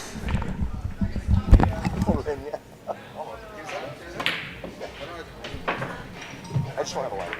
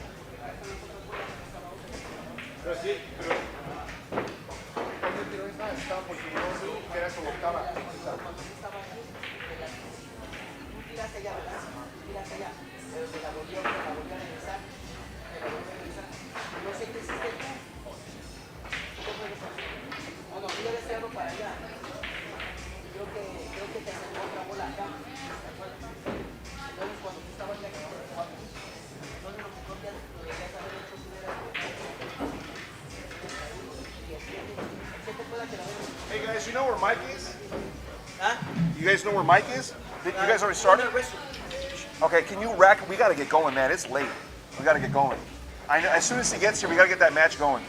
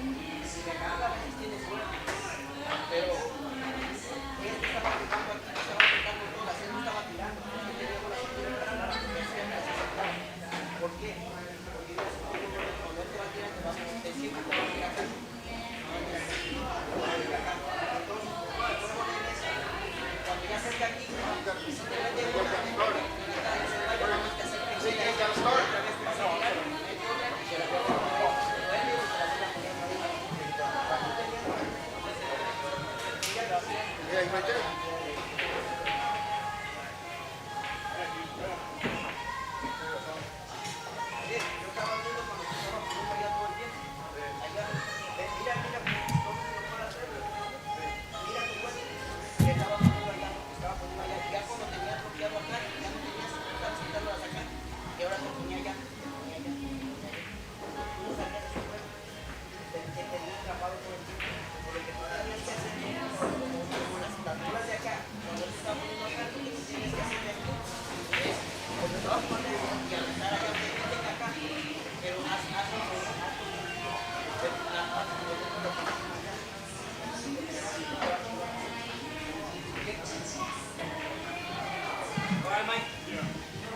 Hey, if you guys could turn up the speed just a little bit. I hate to ask you guys to play quick, and I don't want to put you on shot clock, but it's very, very late.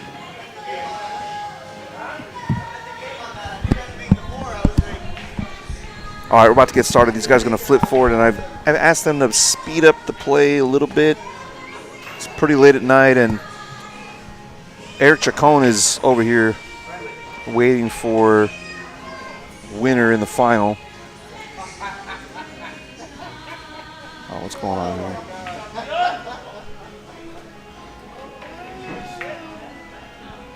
Oh, that's a sellout break right out the bat. Right out the gate, I should say, from Emil, unfortunately.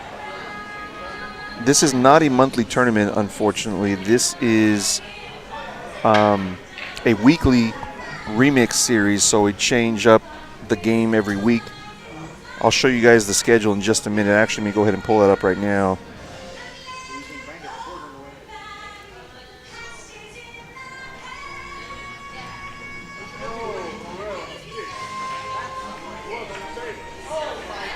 So next week we have a 9-ball on the 7-foot tables, $10 entry, 500 and under only. Sorry, Mike Waddles is looking for his pool cue. What happened? Did one of them take it?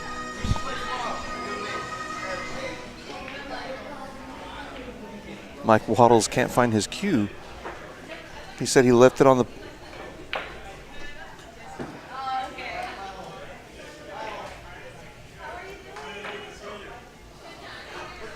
I'm going to have to help Mike look for his cue. I'll be back.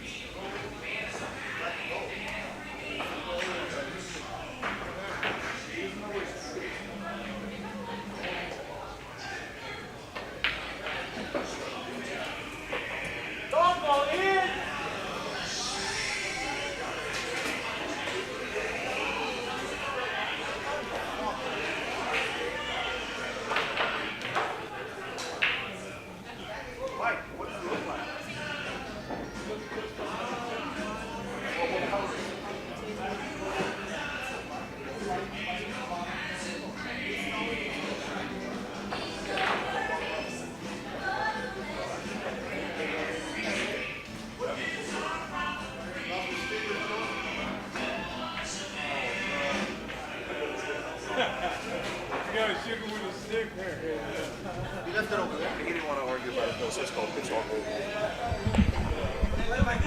All right, we are finally about to get going here. Mike Waddles left his cue on a table, and then one of the guys here picked it up and was shooting with it. So luckily, we're all right. Mike Waddles just has a foot on the table, shooting the 6 ball. He's going to have a shot. No, he's not going to have a shot at the 10 ball. Almost did. Have to stiff this 7 ball. Got the double kiss and almost a sellout, but it's not going to be too bad.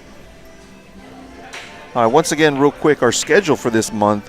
Next week, $10 entry, 9 ball, 500 and under on the 7-foot tables. Then we play 8 ball on the 7-foot tables, 550 and under. Both and all of these tournaments can be signed up for now. The sooner you sign up for it, the better. Emil nearly scratches. I'll get back to that in a minute. And then we're playing 10 ball. That's an open tournament. I expect maybe some of the stronger players to show up for that one because it is an open tournament. No handicap, no cap. And then we're going to finish up the month of September with some straight pool. If you've never played straight pool, it's my favorite game. Really fun game to play. Learn something. Try a different game. Only 8 players in that one, $20 entry. The others are all 10. So get in touch with me if you want to sign up for any of these. But next week will be 9 ball on the 7-footers. Still no score here. I'm sorry, actually, Mr. Waddles has one.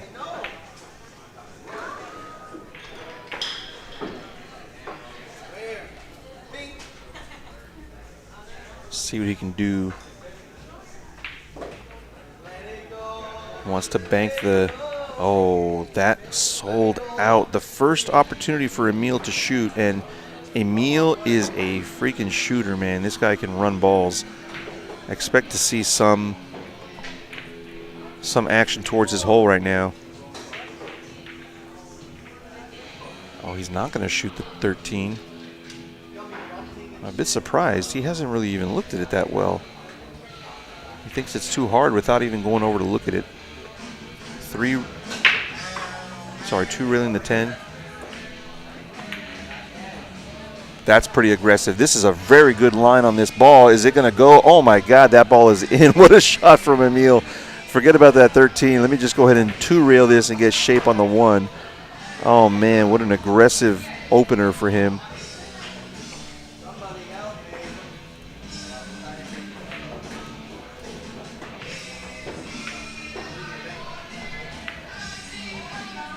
Oh, hangs it, but that's okay. The 14's helping him.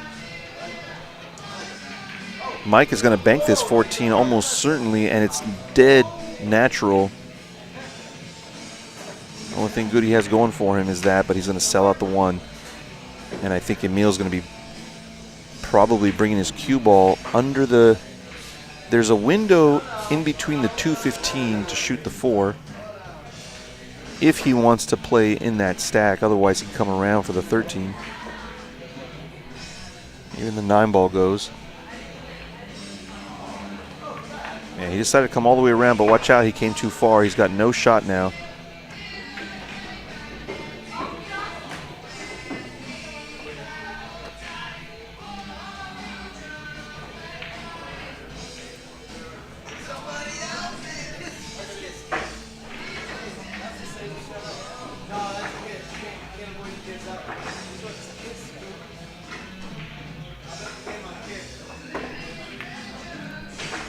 Oh, scratches. I had just added a ball for him. I'm going to have to go ahead and take that away.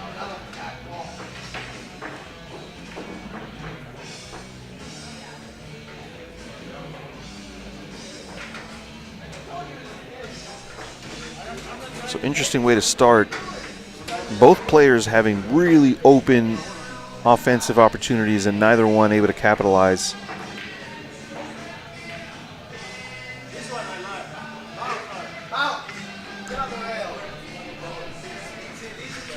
Almost didn't realize he had ball in hand. Anyway, to answer your question, Wolfie, it's not a monthly tournament, but I will have another one. I will have one of these every month, almost guaranteed. And the reason I say almost guaranteed is I wish I could have more players. The fact that I can only have 8 kind of feels like it's not as exciting, but I also do want to offer one pocket for the players that do like to play it.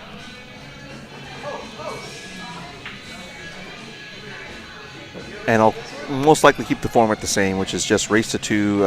That last match and a match before that went very, very long. I don't anticipate most of the matches to go this long or as long as those did.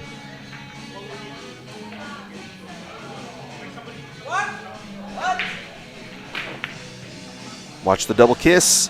Oh, it didn't sell out. He's very lucky to not have sold that 15. Very lucky. And Mike has a 2-railer on this 11 if he likes it.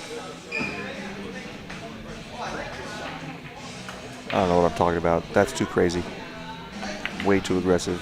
Oh, he's trying something else that's going to be a major, major sellout. Emil is going to run through these pretty quickly, I think. I think he should shoot the 9 first. And I say that because it clears the pocket for the 4. If he doesn't get shape on the 9 here, oh, this is a mistake. What a mess he's just made of a great chance. That's 2 opportunities with open chances at least 3 or 4 balls, and he's not able to get more than 1.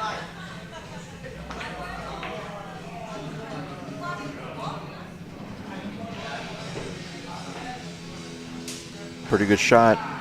Pretty good shot from Emil to recover after a big mistake.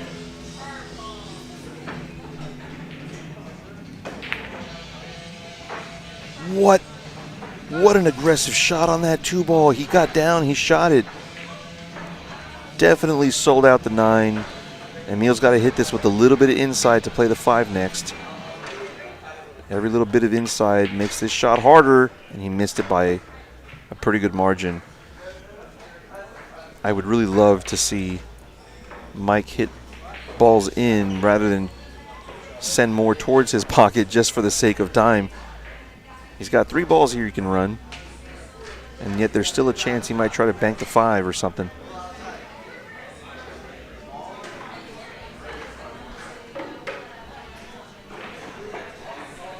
He's going to go 14 to 15. Oh, he's got to make that.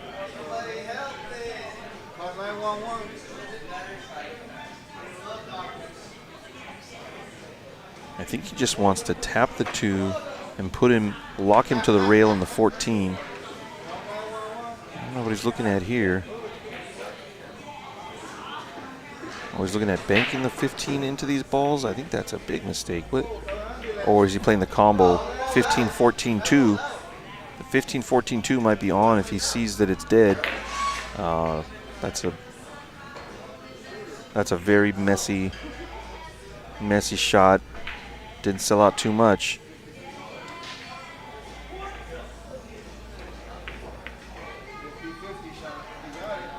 Oh, sold the 9.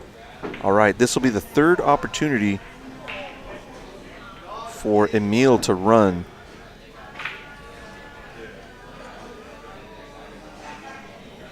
And he's not going to run. He's going to bank the 3 at the 9. I don't blame him for this, although it feels a little bit unnecessary. I've been seeing these types of shots all night, and they don't always pay off. This one will. What a shot on the 9. Steals one away, I should say, from Mike on his pocket and brings it over to his own. He'll be playing shape on the 5 ball here with a little bit of inside. Well hit. Whoops. Giving the points to the wrong player.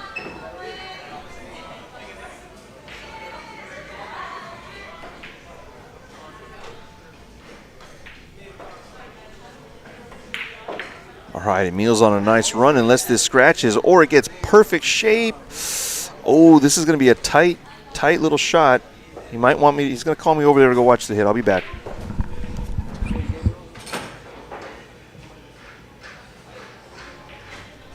All right, let me look at it first. Hold on.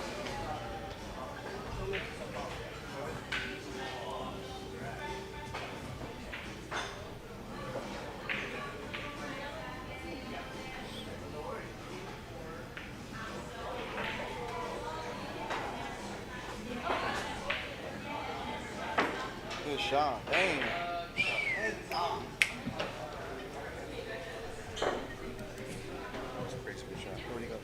Thank you. Oh, wow, what a shot from Emil on that 14 with the jacked up Massey. Straight back. Look at this control and this position and this blockage from the 11. Maybe he didn't get the blockage, but he definitely got some really aggressive shots in there.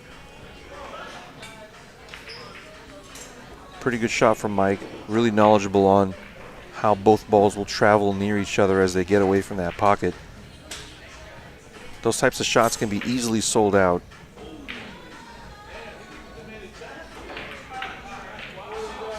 He's going to put one on the spot. He was trying to get behind that ball, I think. Mike's going to bank this towards his hole. He may entertain the idea of banking the 2 ball instead. Yep, that's what he's going to do. Using the 10 ball as cover. He's got to use that 10 ball as cover. He's got to hold. What a shot and what a play on holding that ball behind the 10. That is very aggressive, very knowledgeable shot. He's not just trying to make it. He's trying to set it up for later, and more importantly, the most important thing is covering it.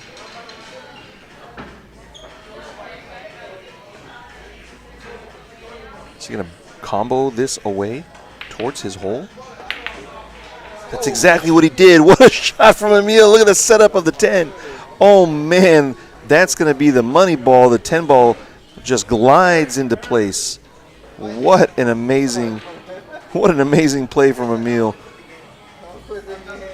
He's saying, yeah, this is my last ball. He's just telling Mike. Wow, what a first game. Emil takes rack number 1 in this race to 2. Really good action here. That was some aggressive plays. Several shots in that rack that were highlight reel worthy from Emil here. For him to get to the money, he's going to have to win one more. Eric Chacon, the black sheep of the tournament. Black sheep of the tournament is standing next to me. He's in the final. He's going to play the winner here. Winner is going to be taking home $240 for first place and $120 for second. As soon as this match is over, Mike's going to try and tie it up.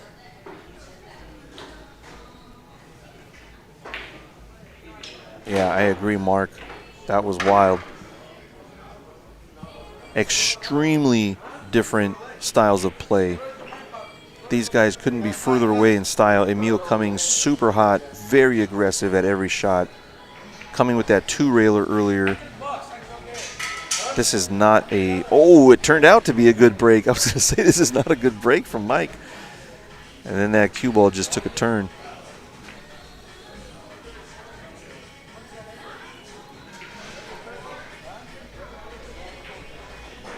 All right, here's our schedule one more time.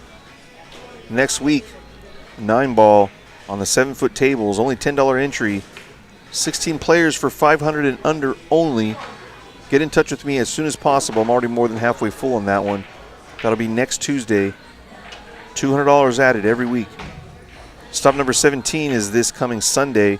Check it out here at Good Times. I'll be streaming that all day on Sunday. We're going to see who makes it to Team LA. Looks like David Nichols will be picked on that team, so check out this event to find out. And then Friday, I know it says next Friday, but I'm sorry, that is next Friday. Julius and Ray going to be playing a challenge match for 2K in the middle. That'll be happening next Friday. And I know this one says next as well, so this one is happening this Friday at 7 p.m. Team Jax is taking on Tequila Bros. Tequila Bros coming off a win last month from their match against VIP. So that one should be a lot of fun. It's like a mini Moscone tournament. It's going to be triples, it's going to be doubles, and it'll be singles. Check that one out. Should be a lot of fun. I know that Team Jax has the higher Fargos, but it's short races to 5 and an overall race to 5. Let's come back to table 1.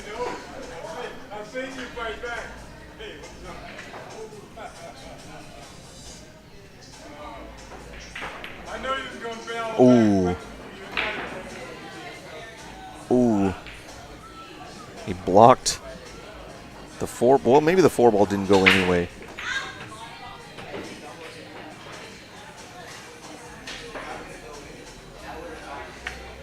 Still no score in rack number 2. He's going to sell out a bank?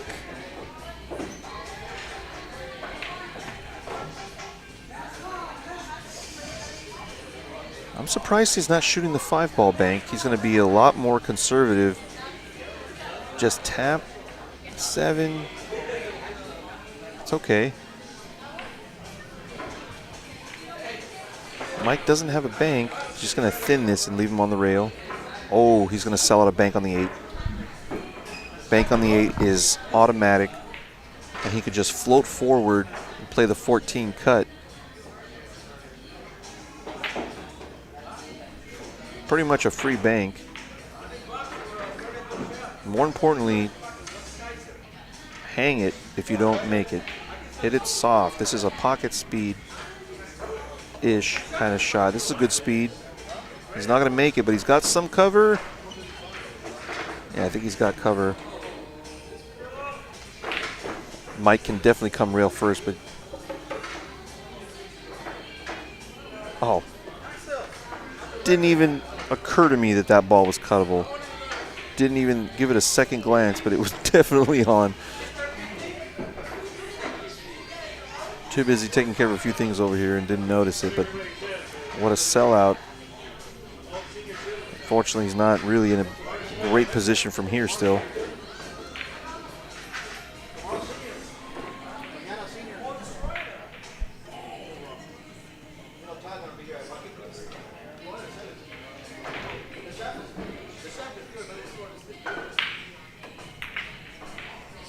He didn't have any spin on that ball, and I think the spin, the lack of the spin, is what made him miss.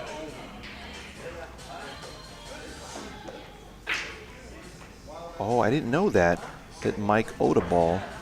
Well, all is right anyway.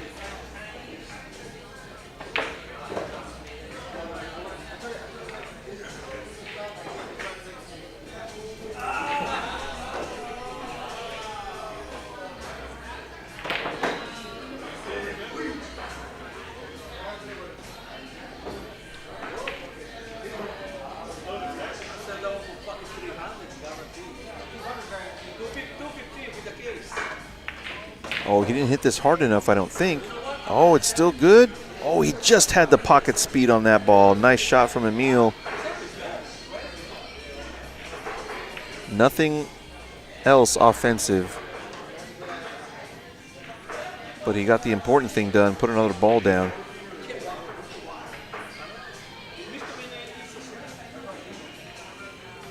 He's fighting to get to the final against Eric Chacon. Who would have seen that coming? Eric Chacon is a very good one-pocket player.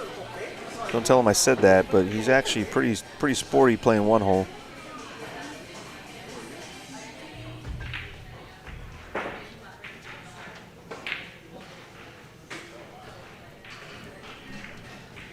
Is he banking his 2 rails or 1? He can do it either way.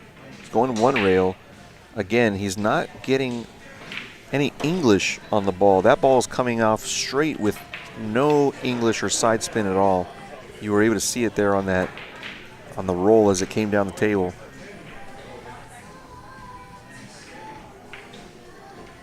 Damn. Oh, look at that on the show. What the fuck? Huh? He sold his. Perdió el palo, güey. Porque perdió. He's bringing it back. Oh, shit.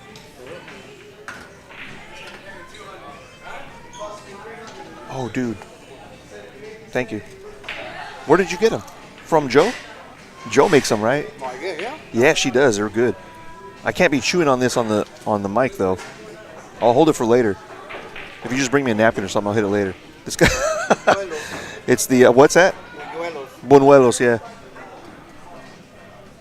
Joe here at Good Times makes a killer buñuelo, and you got to try it, man. It's deep fried, incredible.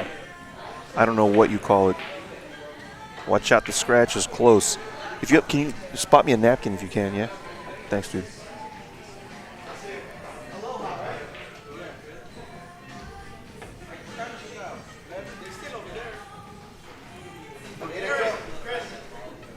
What? Hey, Later, dude. trouble. I know you are. Oh, I got to pay attention to the score here. I think I missed at least one ball. I'm going to have to verify what the score is from the players in just a minute. Emil might make this 5. It's natural. It wasn't natural.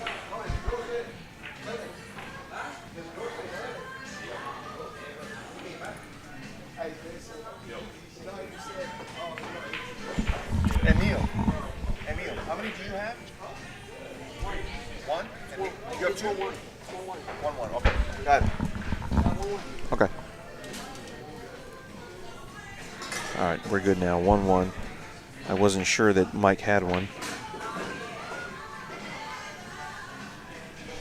Another nice natural opening here on this bank. He's hitting it extremely soft. And that's because he knows if he grazes the rail, he'll miss it. So he really only wants to make it at pocket speed. Wow, look at this return bank from Mike. Hangs it in the pocket with no way to take it out or combo. Super aggressive, very effective. He's got no way to get at this 5 ball that I can see. Aside from some 2 ball combinations, maybe he can come off the 2 ball. Coming off the 2 ball is good actually because the 8 ball will go towards his hole and he'll make the 5. I really think that's the shot. He sees something else. He's going to try and put him back in the stack and leave him maybe on this side of the table like he is now. That's not a bad shot. It almost goes.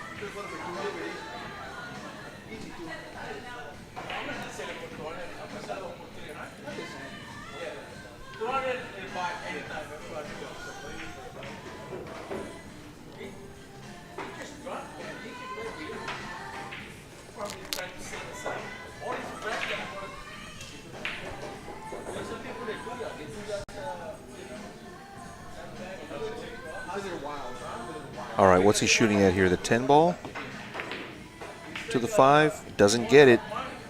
He got some good coverage. What a shot, man. Love to see that kind of shot. Got a lot done there. He's trying to make the ball, trying to play shape, but also play a safety. He got all of it done, and he put 2 balls near his hole. Emil's going to try and kick this 10 ball 2 rails with force. Or the 5, oh, now I see it, obviously. The 5 ball straight on. I think he got it. Oh, did he get it? He did not. Oh, he did. What a shot from Emil. Holy cow, what a really great lag shot.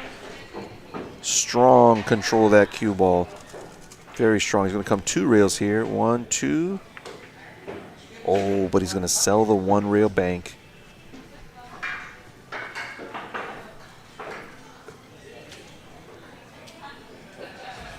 I wonder if the 15 goes after. I think it might go. Oh, that was missed by a mile, but maybe he was trying to do exactly this. I can't tell.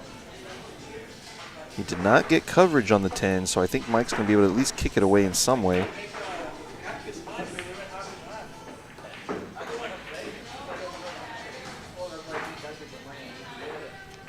Yeah, I think he's going to 1 rail bank this 2 towards the 412, or 410, I should say, leaving the cue ball by the chalk.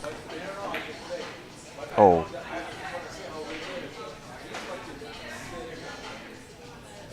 That worked out okay, actually. The 7 ball is really nice and open.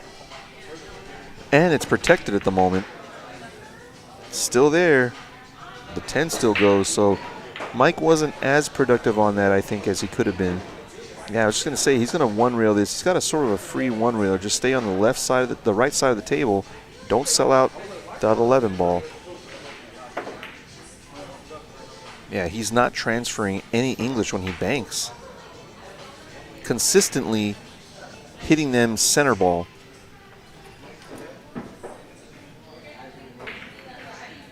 Mike gets down real fast to shoot that.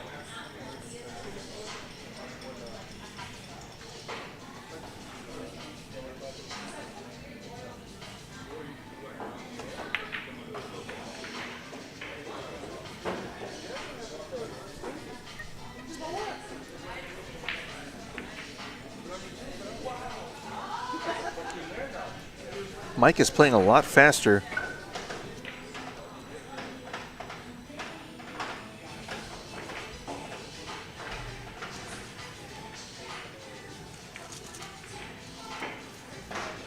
That's okay.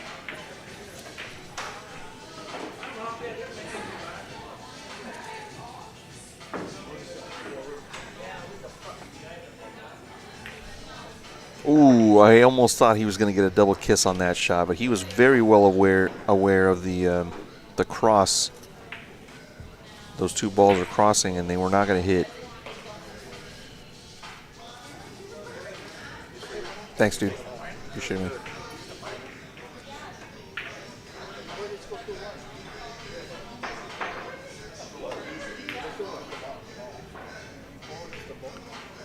I'm not sure what he was trying to do there. Huh?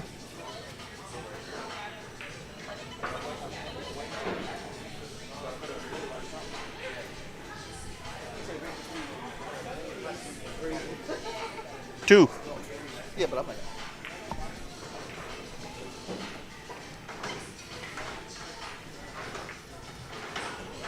Man, Emil's really excited to shoot this 7 ball. It's almost free. It's almost completely free. Look at this. He's got 3 balls towards his hole. Mike doesn't have any towards his. He's got to do a lot with this shot. What can he do here? This is not it.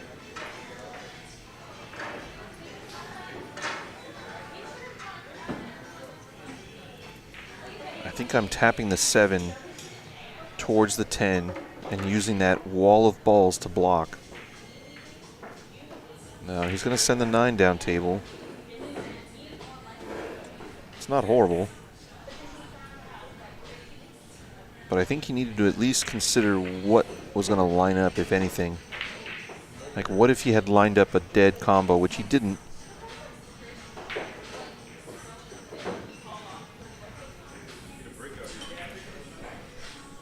He sees something he likes. The 1 into these balls. That's not bad, but he's going to sell. He's going to sell out. He's got at least 5 balls here to run. Let's see how many he can get. We got the 12, we got the 1. He's got to clear out the 10 ball when he can because it's blocking the 9. Oh, he just took the 9 out of play, or moved it out of the way, I should say, for the 10 ball. I'm sure he didn't play it that way, but he's still going to benefit from it. He's going to go ahead and just maybe take a bank and accept just this 1 ball on this run. The 7 ball does not bank. The 9 ball does not bank. Just going to bank the 13 towards the 11-3 probably.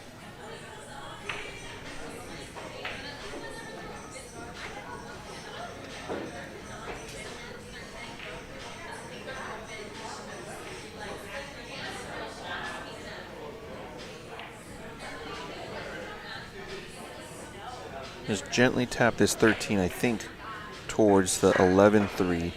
I don't see anything else.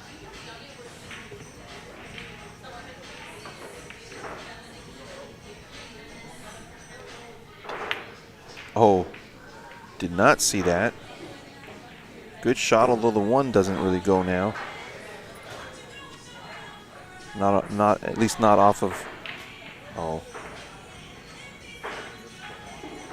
Yeah. He's protected the 9 and the 11 pretty well, but Emil does have some options. Yeah, he's going to just come under the 11. I'm sorry, under the 13 with a little bit of force. He doesn't want to sell at the 9 ball bank. Oh, he's going to sell out the 11, the 13 completely. But as I've seen before, Mike might just bat some balls towards his hole here rather than shooting the 13, which most of us mortals would do.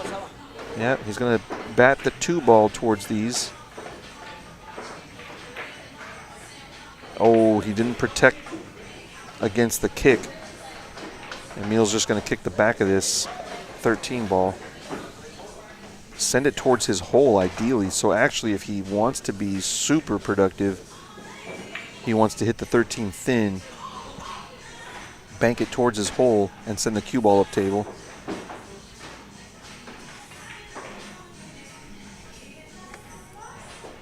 Requires ridiculous control. Okay, he's going to come the other side of it. I didn't think he could see that side of the... I thought the 2 ball was blocking, but he can kick one rail this way. Much riskier. But there was also a pretty high reward. I don't know how to take this one out here. He's going to try and... He's going to go for the double kiss. Oh, he didn't need the double kiss. Wow. Wow, he turned that one around really well. Man, we got Keith Sweat on the jukebox. What is going on? Are we in high school? Somebody just put on Keith Sweat from 1996 on the jukebox. I don't need to be hearing that at the pool hall. Somebody's in love, Eric says. Barely going to hit it to the rail. Good shot.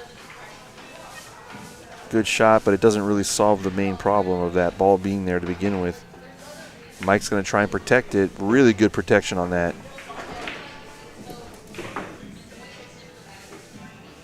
Things look like they were going really well for Emil this rack. That 13 being there and that 9 ball, Mike can run a few.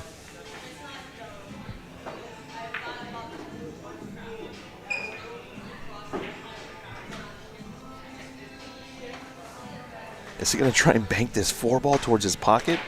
I wouldn't blame him given the fact that he can't even come close to hitting that 13, I don't think. He's going to stop him maybe behind the 7. Oh, look at this billiard off of that ball, the 3 ball. What a shot, Emil. He gets rewarded for being aggressive. Love to see it. He needs 3 to get to the final.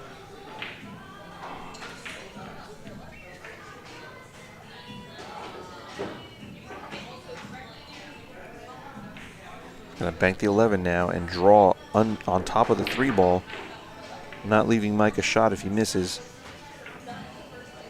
Got to get around the 9. He does that. What a shot. And even though it didn't go, very, very impressive shot on that 11. I don't know what Mike has. It looks like he's got the 3 into the 13, but hard to tell from here. Oh, what a shot. It's in. It doesn't have anything else, though.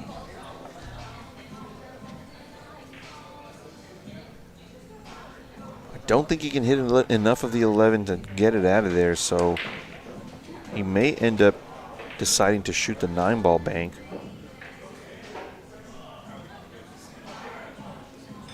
Oh, he's trying to masse it out of there. He sold it. That might be the end of this match. Oh, wait a minute. Wait a minute. It's not over. I would be aggressive and shoot the 7-11. I don't really like the 15-8-11 because if you miss it, the 2 ball is there for Mike. If he shoots the 7, he could maneuver the cue ball and move a few balls. It's also just an easier shot, I think.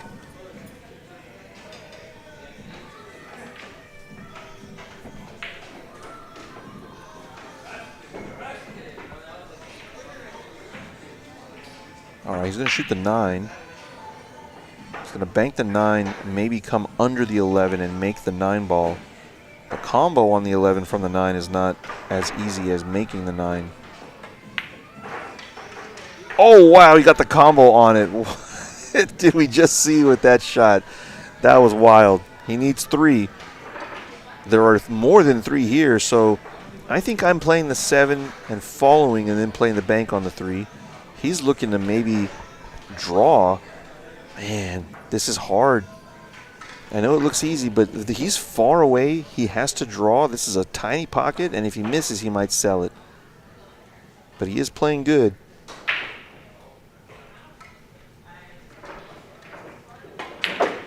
Wow, look at this aggression.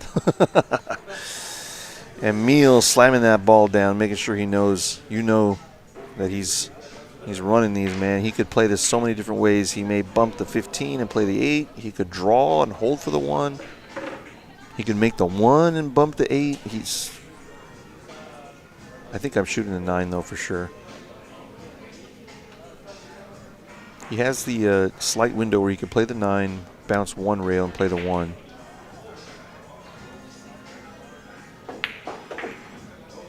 That'll work, too. He's playing for 1. And I don't care at all about that 2 ball being there right now. I just want to make this or play at pocket speed and hang it if I have to. Get that 8 in that hole or right next to it.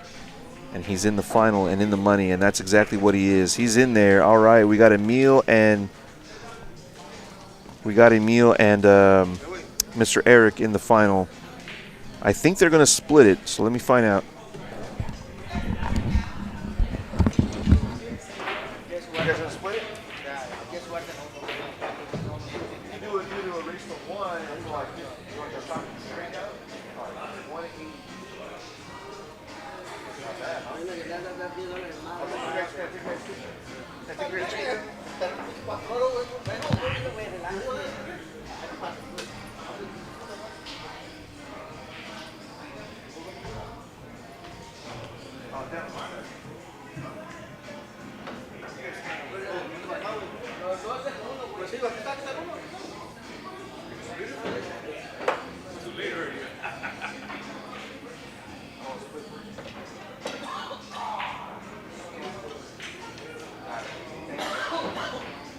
Let me go get your cash, okay? They take a pictures again with no hugging. What? Hey, what happened with Curtis? What happened with Curtis?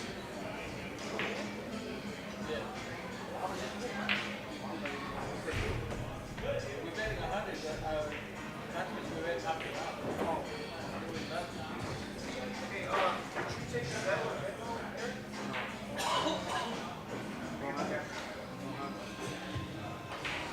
Don't have that today.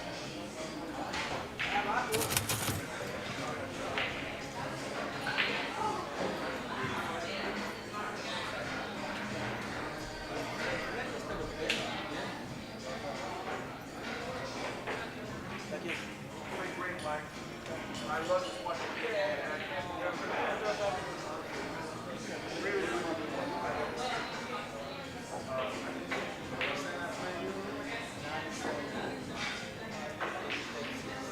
Come on, play over here. Huh? I'll give you a date. 9-7? Well, how much? Sure.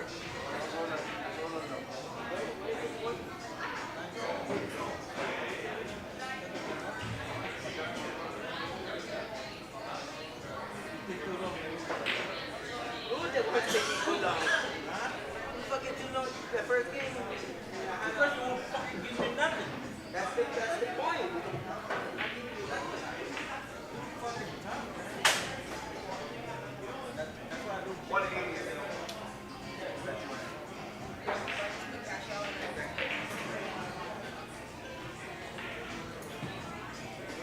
Espero. Hey, what's the next game? 401? No, that's the Indian play. No. That's not 500. No, you can play the 500. What's the 500? No. Here? With Chris? Hey, Chris, what's the time for? 500? 500. Fuck, I can't pay 9, but I pay 8 more. Why you want to do that, man? I hear you.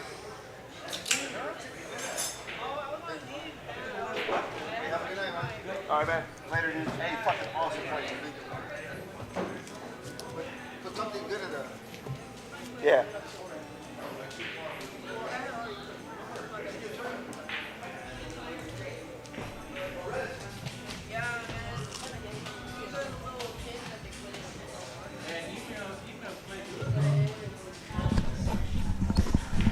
Thanks for tuning in, guys. These guys decided to split. Emil and Eric Chacon. Catch you guys next week. This Friday is Tequila Bros versus Team Jacks. I'll be hosting that here Friday night, 7 o'clock. Check it out. I'll see you guys then.